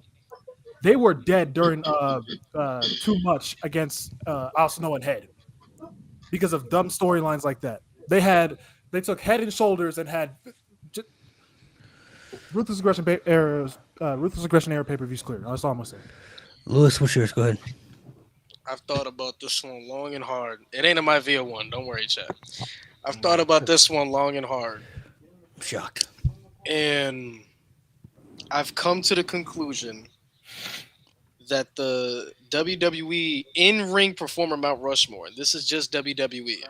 I think the three, I mean, you can obviously go about it how you want to go about it. For me, obviously, the first three would be Shawn Michaels, Eddie Guerrero, and Seth Rollins. Those are the three I have. To me, the man that takes the fourth spot in WWE's in-ring Mount Rushmore list is Gunther. Oh, and another hot take to add on top of that. Oh, I don't know about all that, gang. By the time his career is That's over, a lot. By the time his career is over, I think Gunther would be one of the 10 greatest WWE superstars of all time. I get that. I mean, that one is cool, but not a bad hill to die on. Yeah, the in-ring, yeah, facts. But the in-ring performer one, I don't know. But G, throw yours out there. Crazy. Yeah, I'll just have my three. The only reason I didn't say Kurt Angle because Kurt Angle's best work was easily in TNA. Way better in TNA. Yeah, in-ring work. In-ring on them perks, bro. That's why I didn't say Kurt Angle because Kurt Angle didn't have his best matches. Hey, I hear you, HBK per Angle, I still think he should be in that thing. But either way, so my three hills that I will always die on. First off, Samoa Joe should have won a Great Balls of Fire. I don't care. You could have still had the Fatal 4-Way. Samoa Joe should have won that Great Balls of Fire. Yeah. Two. You said Edge. Get the fuck out of here. Wait, what? Wait, what happened? Somebody said Edge. No, go. What was my second one? I forgot my second one. But so the other one, the last one, NXT Takeover New Orleans is the greatest pay-per-view WWE's ever had. Oh yeah. I don't know. I'm not gonna lie. I will watch that over X7. I'm sorry. I will watch that over X7. I don't care. Wait. You're watching New Orleans over X7? Yes. Dap me up, nigga. Dap me up. Yeah, I'm watching New Orleans over. I don't I'm watching know, New Orleans bro. over. I ain't gonna lie, bro. I'm on the same boat with y'all, bro. I ain't gonna lie to you. I don't know, bro. That's not Take an up- L. That's not an L. Take over New Orleans was That's not top a tier. that's Bro. not an L take though. That's not an L take. Bro, Not a take horrible over take. New I'm not Orleans. mad at that. Bro, take over New Orleans. Only, No, only, I'm with only you. It's the reason, one that only made reason me I fall in say love with that is NXT. because you could point Yeah. out maybe a few things. I know y'all about not saying X7. Randy Orton for Hold on, hold in-ring on. performing. Get the fuck out of here.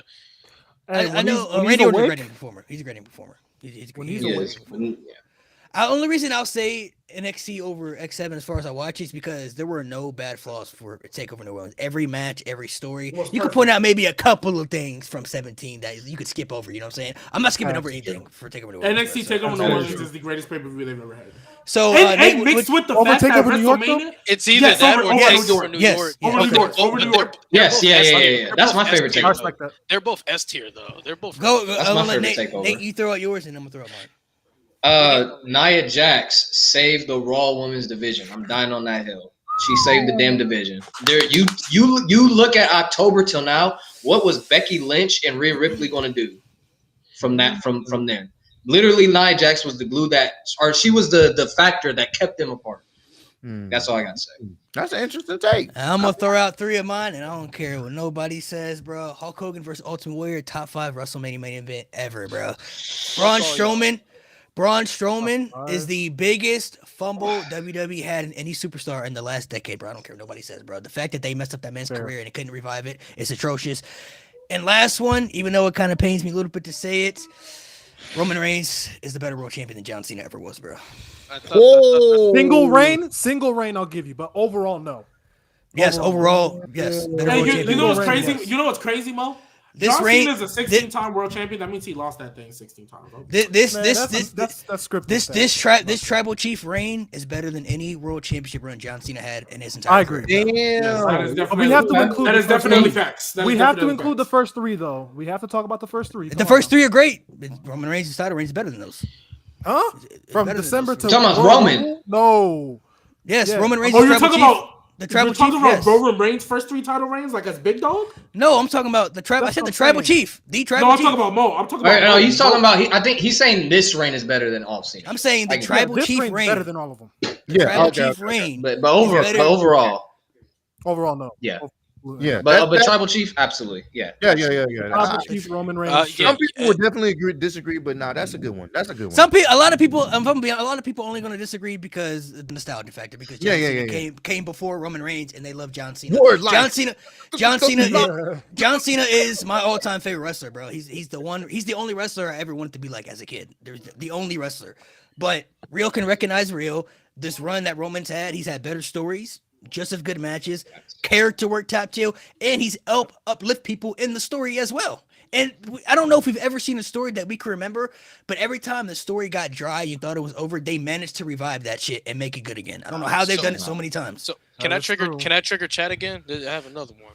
Good. Chat, get your dicks out your hand for this one, bro. Because y'all gonna be here we mad as go. fuck. That's crazy. When it comes to the 4 horsewomen, Oh, Sasha Banks is last. Sorry to tell y'all that. No, she. Oh, actually, yes, she is. You're right. You're Sasha right. Banks You're right. last. You're right. You're right. I didn't She's say last. Mercedes. I She didn't is say last. Mercedes. I said Sasha Banks. Sasha Oh, Banks is Sasha Banks. Sasha Banks Okay, last. okay. Yeah, Sasha can't Banks. No. Not I Mercedes. didn't say No. Mercedes. I didn't Not say Mercedes Mercedes. Monet. Listen. Sasha Banks is Sasha last. Banks. You're I right. can't Banks get is mad. last. You're absolutely right. You Listen, want to know why she's no, last? You want to know why she's last? Good. She's the only one. Let's keep it a buck, y'all. She's the only one that, as a champion, was forgettable. She's the only one. No over Rumble win. Charlotte too, though. She Or doesn't no? even have What a is it? Mania win. No. Hey, if you want to say no, name me one. Charlotte had like the longest Divas to Women's Championship reign before did. before anybody She else did. did. She did. She did. And That how was She did. before Charlotte It was Ric winning. Flair kissing Becky Lynch. That's the most memorable thing about that. When before Charlotte became the all I do is fight for titles merchant, Charlotte was a great champion, bro. She was just a heel. Before she started racking up the stat padding titles like that before the Sasha Banks stat pad title, bro, she was a good champion, bro. And she could actually do some stuff. It just got annoying because we saw she was stat padding. But no, Charlotte was the first one, and then Becky surpassed her because she became the biggest star in the freaking company at one point. And I'm gonna be real. Then you get to Bayley and Sasha. If you want to say Sasha's better in ring, cool, that's fine. But Bayley, if we look at everything with accomplishments accolades. Bailey, honestly, it's low-key not close. Bailey is better than Sasha. Not close. It shouldn't be close. And on top of that, comparing it to the other, man. comparing Sasha Banks to the other horsewomen, they have a Rumble win. Bailey is about to have her singles W. Sasha Banks' only win is for the fucking tag titles. That's it. Other than that, she was 0-6 at WrestleMania. Yeah. And remember, Sasha Banks couldn't defend that title to save her life. And then when she finally did have somewhat of a long reign, she was a transitional champion for Bianca Belair. Cool. So you bring up a lot of good points. Transitional's You bring up a lot of good points with Sasha. You see, I knew chat got angry. Charlotte, I think, would equal it though, because Charlotte has never evolved her character into anything. At least we saw Sasha evolve, we saw Bailey evolve, Becky evolve. She's been the same thing for the entire time of her main roster run. And not to mention though, Charlotte is the one person that everybody has looked at in the division kind of like the Roman Reigns. They're forcing her upon us when we're telling you we don't want her to be in that top position. Charlotte is great, but nothing about her has changed at all. We saw Sasha play the heel character in NXT. Then we saw her do it as a babyface. We've seen the same with Bailey. We've seen the same with Becky. Charlotte has done the same stuff the entire time she's been on the main roster. Hasn't Sasha done the same stuff too? When did Sasha evolve? Hold on. Can I keep She's it been a heel and a babyface. That's evolving. She's excelled. So was Charlotte. Well, yeah. Charlotte hasn't excelled as a babyface. She's a terrible babyface. Nobody liked her. All right, she is a horrible. Okay. She might not be good at it. Are we counting NXT in this sense? Are we counting She's NXT done the in same this sense? thing. Hold on. Are we counting NXT in the sense because Charlotte as a babyface is one of the most dominant NXT women's champions of all time?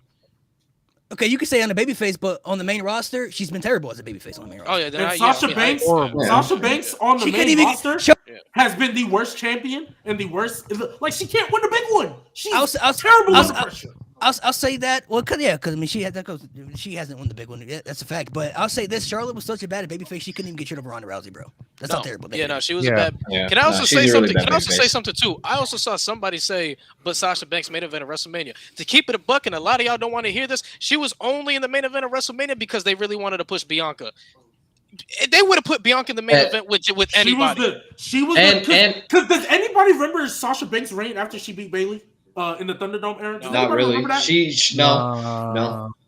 I couldn't tell you a damn thing. I don't know who she defended that title against. I think it goes hand in hand because Lewis did bring up a good point, but they also threw Charlotte into the WrestleMania main event that she didn't belong into either. You're right. Yep. But here's the thing: I think Charlotte and Sasha are 3 and 4. I think they're 3 and 4. But to me, I don't think there's an argument for Sasha being higher than 4. I think she's the last one. She's literally the worst. Like, even though it's scripted, that's fine. It's not her fault. As far as accomplishment, she has the worst because she couldn't hold the title to save her life for the longest time. Bro, she doesn't have the two biggest wins that these women are gonna have. Yeah. So I mean, Bayley's the longest reigning women's champion in SmackDown history. Charlotte Flair is a 14-time women's champion. Becky Lynch is the only woman to main event and win. The only woman to win a one-night WrestleMania main event. I mean, it's really she doesn't have anything that's really history making per se. Well, let me put some respect. Her and Bianca are the first two black women to main event WrestleMania, and she's part of the first women's tag team champion, which is great. But what I'm saying though is when people say, "But she main evented a WrestleMania," I feel like WWE was so high on Bianca, you could have put any of the other 3 other horsewomen in there, and you would have gotten the same result. Yeah, could have done Bayley. That was more because that to me.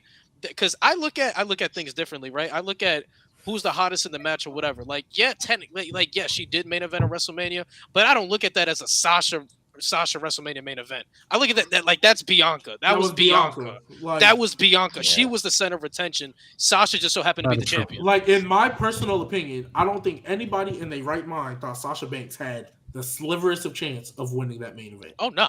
No way. That was basically a set up. Yeah, phenomenal match. Even if you want to say Sasha is the best one in ring, that's perfectly fine. But my counterpoint, I mean, I don't think she is, but if you want to say that, I'm not gonna really waste my breath about it. But someone said she made a girl cry in NXT, bro. So did Miz made a girl cry. What are we talking about? A lot of people made people cry. You saw what Gunther did, man. A lot of people made people cry. That's why I said. That's why I mentioned Sasha was better at selling as a babyface and a heel than Charlotte was. That was my point. That was the point I made. But a lot of people made people cry. I mean, come on. Yeah, but I don't think Sasha being better at both than Charlotte because yeah, she's a better Coming babyface for soon. sure. Coming But I don't soon. think it's enough to put her in the top 4 of Mount Rushmore. Or I don't think she's any higher than 4. Someone The said only- Liv losing made it the- go. the- I don't think, I'm sorry. honestly, I don't even think she'll ever have a case of being. Unless she comes back. I I don't was saying think she comes back. If she comes back, that's a whole different story. But as of speaking right now, she has zero case of being on the Mount Rushmore. Like Bianca has a case more. Rhea Ripley has more of a case. Becky has more of a case. Bailey has more of a case. Charlotte has more of a case. Shit, it is. I'm not gonna lie, because when we As look at as far as what? Just Mount overall, Rushmore is it women's- just the Mount Rushmore? Oh, the Mount Rushmore. Oh, that's all the 4 women to me. They're all the Mount Rushmore. All 4. No, I don't think so. Because Nah, I think by the time Bianca's career is over, bro, she's If you ask me, she's kicking Hill- Sasha right off that mountain. Hill Moon and Dion. It depends if Sasha comes back though, because she comes back. If she comes back, that's a different story. We're Yeah, we're talking about as of right Well, now. when she comes back eventually. A Hill Like I said, Moon she and would. Dion, Bianca already surpassed Sasha, in my opinion. Yes, she did. She's Whoa. over. She's I'm not over. gonna lie. Honestly, I'm not gonna lie. as far If we as keep it a buck- her position, number one, her position in the company, by far, absolutely, she surpassed Sasha by far. Yeah, position, they yeah. pushed her so much better than This is Sasha. just for Banks. WWE guys. They actually care. They actually care about Bianca. Number one, No, yeah, and her facts. accomplishments trump Sasha Banks. They do. I'm not gonna lie. Y'all can keep going. You can say she surpassed Bailey, and if you really want to keep it a buck, other than that stat pad 16-time world champion, What? That's gonna be hard. It's gonna be hard. That's it's hard. gonna That's hard. be. That's hard. It's gonna no. It hasn't you're right. Give her 5 years. Nate, Give her 5 years. Just give her 5 years. What's your stance, Nate, dog? You've been I'm not quiet, gonna lie. Ross. What's your stance? Nate, I'm not gonna lie. She doesn't need 5 years. She just needs one heel run.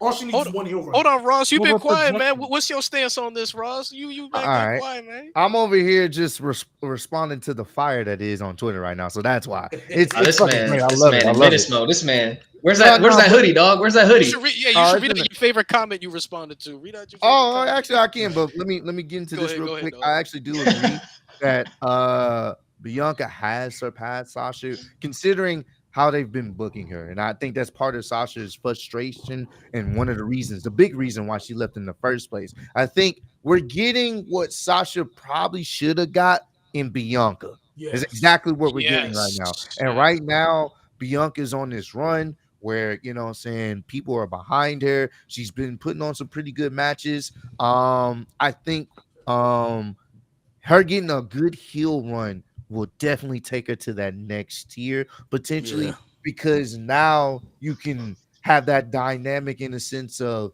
seeing for the main roster crowd, like the casual audience. Now they get to see someone that they've been cheering and loving for a while actually go rogue and do some heel like things and expound on that. So I think right now she's on a really great run, and I'm hoping that at some point they pull the trigger on her being a heel, because I do think outside of Charlotte, and thing about Charlotte, we can all agree she can have some great matches, bro. She be having Yeah, some facts. fucking great Yeah, matches. for sure. I may not like how many times they've given her pretty much the championship off her name, but she can wrestle her ass off. That's one thing that people can't say. And she be putting on some classics. That Rhea versus Charlotte match on paper, it sounded good. The execution, the story, no one gave a fuck. But when the match happened, if it wasn't for that tag team bloodline match, that would have main evented. And it should have main evented because it was that fucking good. So I will say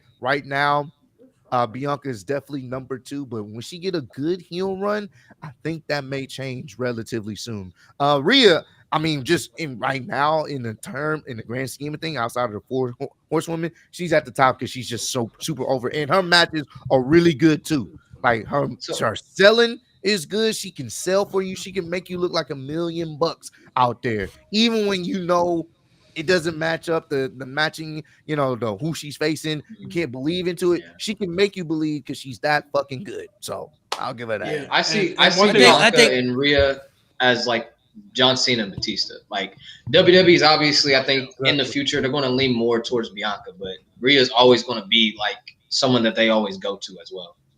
I'm just confused. Like, I'm just confused because I don't really be responding to people like that. But I'm just confused on how Bianca has not surpassed Sasha Banks. She's peaked higher than her in terms of probably popularity within the WWE. She has her own reality TV show. She has the longest reigning women's title run, full stop, ever. And Mhm. in terms of stretch of matches, you can damn near argue which one is better. Like And she has something everything Sasha win needs, Bianca at WrestleMania. has. I think Facts. for me, Facts. the reason I have the 4 horsewomen as the Mount Rushmore because they all changed women's wrestling in WWE and revolutionized it for me. The way they were put in NXT and portrayed, you started to see that things were changing differently in women's wrestling. And the match that solidified for me was Sasha and Bayley at TakeOver Brooklyn. After I watched that match, I was like, no, women's wrestling is completely changed. That was one of the greatest matches I've ever seen in my life. Now Bianca has, you could say, peaked higher and has all the success Sasha really did need to evolve and excel. But all four of them, to me, helped transcend and change women's wrestling to be where it is today. They all helped revolutionize it when they were calling it the women's revolution in that era. They all played their part into doing that by having great matches, telling great stories. Some of them had better booking than others in the end, but they all 4 portrayed themselves, and solidified themselves to be the 4 catalysts. I think Sasha is more or less the accolades don't match, but her match quality does. Because you guys remember the match she had with Ronda, and Ronda was relatively green at the time. She carried her to a fucking good match, bro. Right?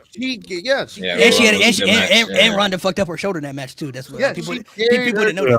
She carried her to a pretty good match for someone that's relatively green in the ring, and she, even though on paper you're not gonna buy that Sasha could actually beat Ronda, but they made it looked believable and it worked, and that's the testament. And I will give credit to Sasha, even though the accolades don't show. She's had some really, really good matches, but if we're just going off of accolades, popularity, and where it is now in comparison, I hate to say it, and they're both great, but Bianca right now. I'm taking everything into account, not just the popularity, not just the accolades, not just the match quality. Because I think, especially when we talk about this current day 4 horsewomen and all that stuff, they all got it. But when I look at everything into account, I think a lot of the big thing, mainly because like I see people in the chat and just what you see on Twitter and all that stuff, I feel like people with Sasha, they think she's higher than what she is because we expected her to be higher than what she is. That's what we assumed was going to happen. Because remember, the only person that got left back, was Bayley. Bayley was the one that got left back. We thought Sasha was, like as you said, Ross, we thought Sasha was going to be what Bianca was. But if we just look all time, everything into account, when we look at all the, I don't know where that came from, but when we look at everything into account, you look at all the women in history. Right, women in history, you take everybody into account. I can argue Becky being in that top 5 for sure, no questions asked. I can argue Charlotte being in that top 5. Bayley's getting there. Let's see what this next run does because I think she's winning. Sasha, is anybody taking Sasha over Trish or Mickey? I am. Yes. Yes. Y'all are? In WWE? In WWE? Absolutely. I think. 100%. Okay, Mickey, yeah. But Trish, Lita? Yes. Because I think absolutely. I hate to say it. Because here's my thing. That's the tier I think she's in, though. Because I think Becky has surpassed them, no questions asked. I think Charlotte has surpassed them, no questions asked. I'm not going to lie. I'm taking Bianca over them, no questions asked. That's the tier I think Sasha is in. I think she's with the Trish and Lita right now. Has a case to be over Sasha? No, because she. Honestly, if she had a better main roster run, yes. I think they did her worse main roster than they did Sasha. Just asking. I'm not getting. I think for me, Oscar and Sasha look in the same boat. They both don't have wins at Mania. Or Sasha. That's what I'm saying. But I think they did Oscar. I think they did Oscar a little bit dirty. Sasha wasn't nearly as dominant as Asuka was, bro. She was undefeated for a minute, bro, and then she went from being literally undefeated to losing to Carmella, bro. That's how bad it was, bro. I'm not getting nasty, just asking because they're in the similar same boat. They don't have a Mania win. No, you're right. They both have had shitty title runs. But if we're looking at just the accolades alone, Oscar, to point out the chat, I'm seeing a bunch of people in the chat. I think a lot of people in the chat are missing the points. A lot of us like these people, but their accolades and stuff speak for itself the way they're booked. We're just going off based on how they're booked. Like, they didn't treat Sasha the way they should have did on the main roster. They didn't treat Asuka the way they should have did on the main roster. We're not saying that those people are bad. It's just we're looking on based on where they did. Sasha Banks would win the championship and then she would lose it after not even holding it for a month. And she didn't even get the title for a month. You know what I mean? Like, that wasn't her fault. It's just the way that they were structuring her in book here. Now, I still have her on my Mount Rushmore personally, but I can understand why some of these people don't put her on there because the lackluster of the booking that they had to. I don't know who in the background going crazy. Somebody all right? Somebody in the background going crazy. Shut the fuck up. So I don't know. We're just looking off based off how Mo, whoever in the background, tell him. It's my brother. Hand him one of these and Get tell him that- to go have fun with a girl. Hey, Hand him one of these and tell him to go have fun. Hand him one of these. Yo, I was gonna say how old get that the foo-foo stick. you know old that kid. To get the foo-foo stick, but I was going to tell him to drink wrong. Plus we have to, hey, give him what that the- condom and say off is the direction you can fuck. The one thing I want to bring up that G, the one thing I want to bring up that G said, he's talking about Trish stuff, but I think the eras matter. Like people like Trish and stuff. People are bringing up AJ Lee. AJ Lee was great for her division, but she was in that era where women's wrestling really wasn't able to evolve and excel the way it is now. If AJ Lee had a run in this era, I mean, Durex is wild. she may be able to cook. That is wild. I wasn't gonna say nothing. You really just pulled out a Durex like out of nowhere for a child. This is a child, bro. What's wrong with you? Hey, whatever helps strap, bro. Whatever helps strap. Hey, Trojan clear. Just hope y'all know that. Trojan clear. Facts. What the fuck? All right, man. We're discussing, man. I just want to say though, do you guys think as wrestling fans, like, I feel like people they rank Need to have based sex more? on, you know, besides that, you know what I'm saying. Besides We gotta that, stop this. shout out this Thursday. But besides that, I feel like wrestling fans they tend to rank based on potential and what wrestlers could have been rather than what they are now. I understand the Sasha Banks argument because of her potential and what she could have been, but you can't tell me on the grand scheme of things right now on what she is today, on where she was at her WWE career, that she has a legitimate case over Bianca. You just can't. I understand the argument. You can't. How many times in 2016 I can't see it, bro. did her and Charlotte flip flop that title back and forth? I would say four. Too much, bro. Sasha won on Raw. Charlotte would win at the pay-per-view. Then Sasha would win on Raw. Charlotte would win at the pay-per-view. Sasha would win that title back on Raw. Because remember, they were the first woman telling a cell match. They were the first women's last man standing or something. They were the Sasha's first hometown, by the way. Yeah, bro. I feel like a lot of the women though, like a Trish, Lita, and AJ Lee, they were all great for their era, but they weren't able to excel and prevail because women's wrestling was held back. I just read on Durex. Shout out Durex. I'm sorry. Great. No. Let's switch it up, bro. You gonna switch it up, bro. Trojan clear. Switch it up, bro. But I hear y'all. I just feel like Sasha Banks is in that tier, and like, especially when it comes to like accolade. I feel like even though Malik, what you said is right, the eras and all that matters. I also feel Trish, Lita, they were treated and booked better than Sasha Banks relative to era. Obviously, that women's wrestling divas era was garbanzo. I know, but I'm saying the way they viewed them though, Mickey, Trish, and Lita did not get treated the way Sasha did, bro. They weren't treated the way Sasha was. You know what I mean? That's women's wrestling wasn't taken seriously. Hold on. Wait. Can we highlight? But even when they didn't take it serious, they still treated her better than in the era where they did. You see, can we highlight this? Because somebody said can't blame Sasha for bad booking. Oh, that was getting ready to get into that. Yeah, you blame everybody for bad booking. It's bad booking, bro. That's not even the Sasha Banks. It's a lot of wrestlers, bro. But my thing is that goes into what I was saying though. You're ranking them and you're giving them the benefit of the doubt. If that's the case, Dolph Ziggler should be a top 10 WWE superstar of all time. He should be on everybody's top 10 if that's the case. Yeah. If that's the case, Braun Strowman should have been an XL. Shinsuke Nakamura, the Summer Punk should have been booked better. You know what I'm saying? That should have went off to be one of the best things we ever seen. You know what I mean? Like, I think bad booking sucks, but we have to look at the reality right now. The reality is what happened. The big dog Roman Reigns, you feel me? That means Kofi could have achieved more. Actually,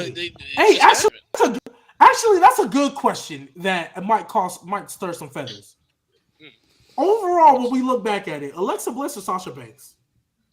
Okay, bro. Ooh. All right, bro. All right. Alexa Fuck Bliss that. was Like, a much better like, champion. name me Alexa one great Bliss was Alexa a much Bliss better match. champion. If we're talking booking, if we're Alexa- talking booking, it's obviously Alexa Bliss. If we're talking Alexa Alexa Bliss was Bliss. handled better on the main roster. They Way- booked Yeah. her pretty way well better. for All right, 2016, 2017. She was like Yeah. one of the top 3 women. Wasn't She she was the a better first champion. Raw and women's champion, like ever? Now, SmackDown. she, I don't, Like, I, the I, I don't, I don't, I don't, The first I one don't to think hold both. I don't think Alexa Bliss even comes close to having great matches as Sasha No. Banks did. But as No. far Oh, as yeah, no, no. as far as how they were portraying her on the roster, I mean, they showed that they were caring more about her, bro. So Yeah. And It- Bliss it was is- a good promo too. Like, And she good was in a the better ring. she was She a just better wasn't champion. Sasha. Like, no, she no, was a she better had good promos. She had good promos. She was a Good good promo. promo. She She did. was a better champion. She Her was portrayed promos a didn't lot start. better, too. Her promos Got- didn't yeah, start got- sucking till she got hurt and started doing that talk show segment. That's when her Yeah. promos. This started is sucking. a super chat right here. We'll get to better WrestleMania, Hollywood 21 or 39. Good question. 21.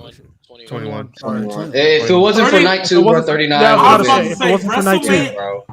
That was my 21. other. Where's That was WrestleMania, the other bro? standing on Hill. WrestleMania 39 with 2 more correct decisions would have been the greatest WrestleMania of all time. Would have been better than Crazy. X.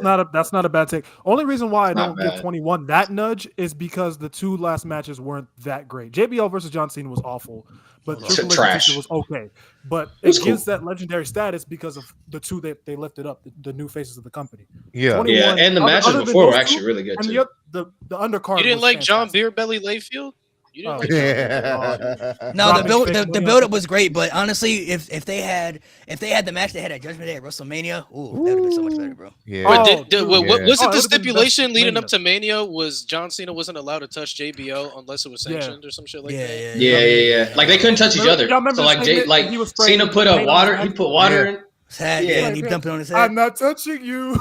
I'm not touching it. He put it water in his head. Y'all and put it remember? right on top. Y'all remember when Cena cracked that chair off of Danny Basham's skull right in front of JBL because he couldn't hit? That's crazy. Bro, John Cena was such a menace, bro. He FU Teddy Long in the ring because he couldn't fight JBL. Hey. Y'all remember what he JBL got had him up- arrested? his mouth. He was like, arrest this thug. Yeah, this I was white like, oh, thug. The most Okay, wild all shit right, I've seen all right. JBL They used to go do. crazy in those feuds, bro. They used to go Bro, crazy in those Bro, feuds, man. the most wild shit I seen JBL did was kick a Mexican out of the border, bro. Nah, That was JBL was crazy. different. Yo, bro. you're the only one Nah, in this bro, chat that that can was say good. that, bro. I'm Puerto Rican. No, dude, that man. that I was can that get was away that with was a it. Hey, that was I- the crazy stuff they do. I lived in Texas for most of my life. I can say, Bro, we no, right, he- we right there. We right, it bro. was- El Paso, Texas is literally right, like Bro, next to it Juarez, was like Mexico. 15 minutes. It was Right in the in- right it next was to in the Juarez, middle of yeah. the night. He turned Yeah, him yeah, yeah. around. He put his boot on his ass and pushed him and said, "Go across the border." I was like, Yeah, no, yeah. Someone said he was WWE MAGA before wild, MAGA. man. Oh my god. Yeah, he was. Hey, He yo. was. That's but, you know. crazy. He did salute. All right, Germany. guys. I do remember. All right. I do remember. Yeah, No, I think JBL that's a good point. JBL I was love crazy. no word JBL for though. this. I love JBL though. JBL was What you crazy, just do, bro. bro? JBL. Fun fact, you know what's crazy? So a fun fact. I want to bring up 2 things before we head off here. So I was listening to Chavo's podcast. Y'all remember when they turned him into Current White, right? When he had to turn into Current White and my everything. God. my bro. god. He pitched the idea, and it's crazy because they could have got away with it back in these days. It's been crazy, but he Oh, I pitched know the what you're gonna idea say. I know what of you're gonna being- say, bro. I know He what you're pitched the gonna idea of being like a Nazi guy, bro. Like coming out with the KKK stuff and everything, bro. Like he Yeah, wanted to be that type of yeah. heel, bro. Like he was In gonna 2005? in 2007, whenever they did it, yeah, he was gonna do that. They would have gotten away with it. They would've- And they honestly, would've bro, gotten they away with could have got away with it. They could have gotten away with it, bro. They could have gotten away with They it were at just that doing time frame. anything in the ruthless aggression era. At that time frame, they could have gotten away with it, bro. Because if you look They back had at some of those Eugene, bro. stories, you look back at some of those stories, bro. They could have. I mean, I think honestly, if you go back and look at like the Sergeant Slaughter and Hulk Hogan stuff, like that was during like when the Saddam Hussein stuff was declaring war on America, bro. Like that Bro, was some they got serious bomb shit. Bro. threats. They were getting bomb threats, bro. Yeah, bro. They had to move Somebody, venues because of somebody that. said we need the JBL and Trump link up. If you go watch the Sergeant Slaughter docu, Hey, if you go if they watch, can get gas back down to under $2, by all means.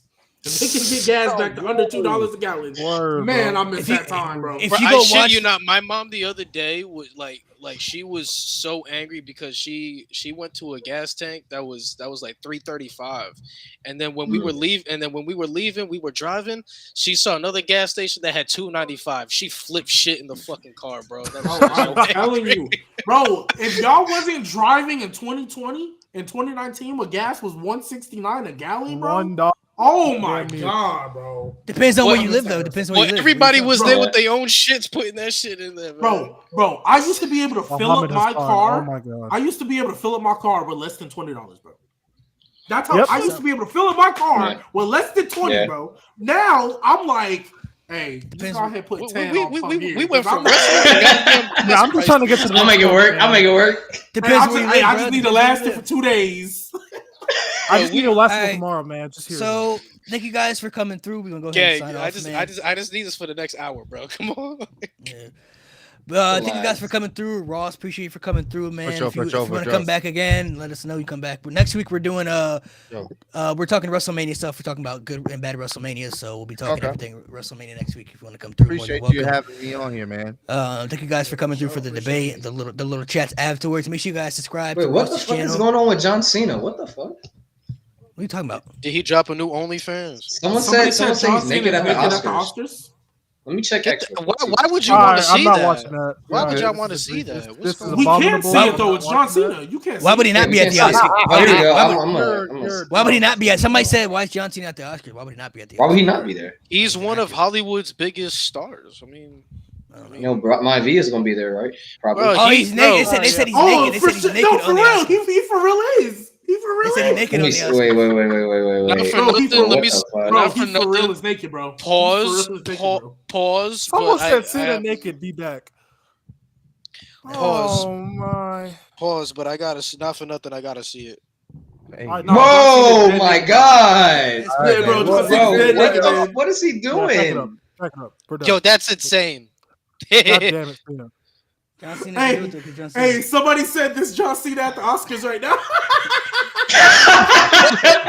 y'all wilding, bro. bro, fuck, Bro, man? what? nigga came out with the sandals on, booty naked. That's That's, so wild. crazy. bro. His ass is Crazy. out, bro. He is dead ass naked, bro. This is egregious, bro. What the This fuck? is egregious, man. What is Nah, happening? Cena's going crazy. Oh my. Oh wait. So for the God. people that got 2K24, how y'all feeling? Somebody said in the chat. real W quick. I didn't- game, bro. W, Except bro. showcase. Fuck showcase. Oh wow. Showcases a lot. But You don't like it's Hogan and It's Andre? so- You're a bum. It's not even about the matches, bro. It's like why I don't know north from west, bro. I'm not trying to think about all that. Like, Yeah, that's just tell me stupid, where- bro. give me Just a say simple top cutscene. right, top left. Like, come on, man. What we doing? Thank you, and just give me a cutscene, bro. Like a playable cutscene. I don't want to watch the match. The last Like, best fuck all that. showcase was 2K16 with Stone Cold. I really No, like 19. that one. 19 with Daniel Bryan. That's how they did that I one ain't right. do 19. I didn't do that one either, bro. I ain't gonna lie. I just like played 19. online in 19. I was an online merchant. All right. That gameplay was stupid though. Thank you guys for coming through, man. Thank you guys for joining. We'll be back next week, like I said, talking everything WrestleMania. So make sure you guys subscribe. No Name Wrestling Podcast, Narcolepsy Boy 94 YouTube channel. Ross, you could also plug in your stuff for the people who are watching, myself, if they're people who aren't familiar with their stuff. For sure. Kicking it with Ross on YouTube. Ross's Clutch on Twitter. Right now is a dumpster fire because now people are finding clips of me reacting to, I think, some videos, some Live hype or whatever, and a prediction I did on having Liv win a match. And now people are trying to, point out hypocrisies of, oh, this is what you said positive about Liv. Oh, da, da, da, da, da. And it's great. I love it. I'm here for it. So yeah, if y'all want to join in on the cesspool toxicity, let me know. Ross's Clutch on Twitter, Kicking It with Ross on YouTube. I think Ross the Chosen One on Instagram. So yeah, man, I'm having a great time, man. I appreciate y'all having me on here. No problem, man. Thank you guys for Yes, coming through. sir. Until next sir. week. See y'all next time.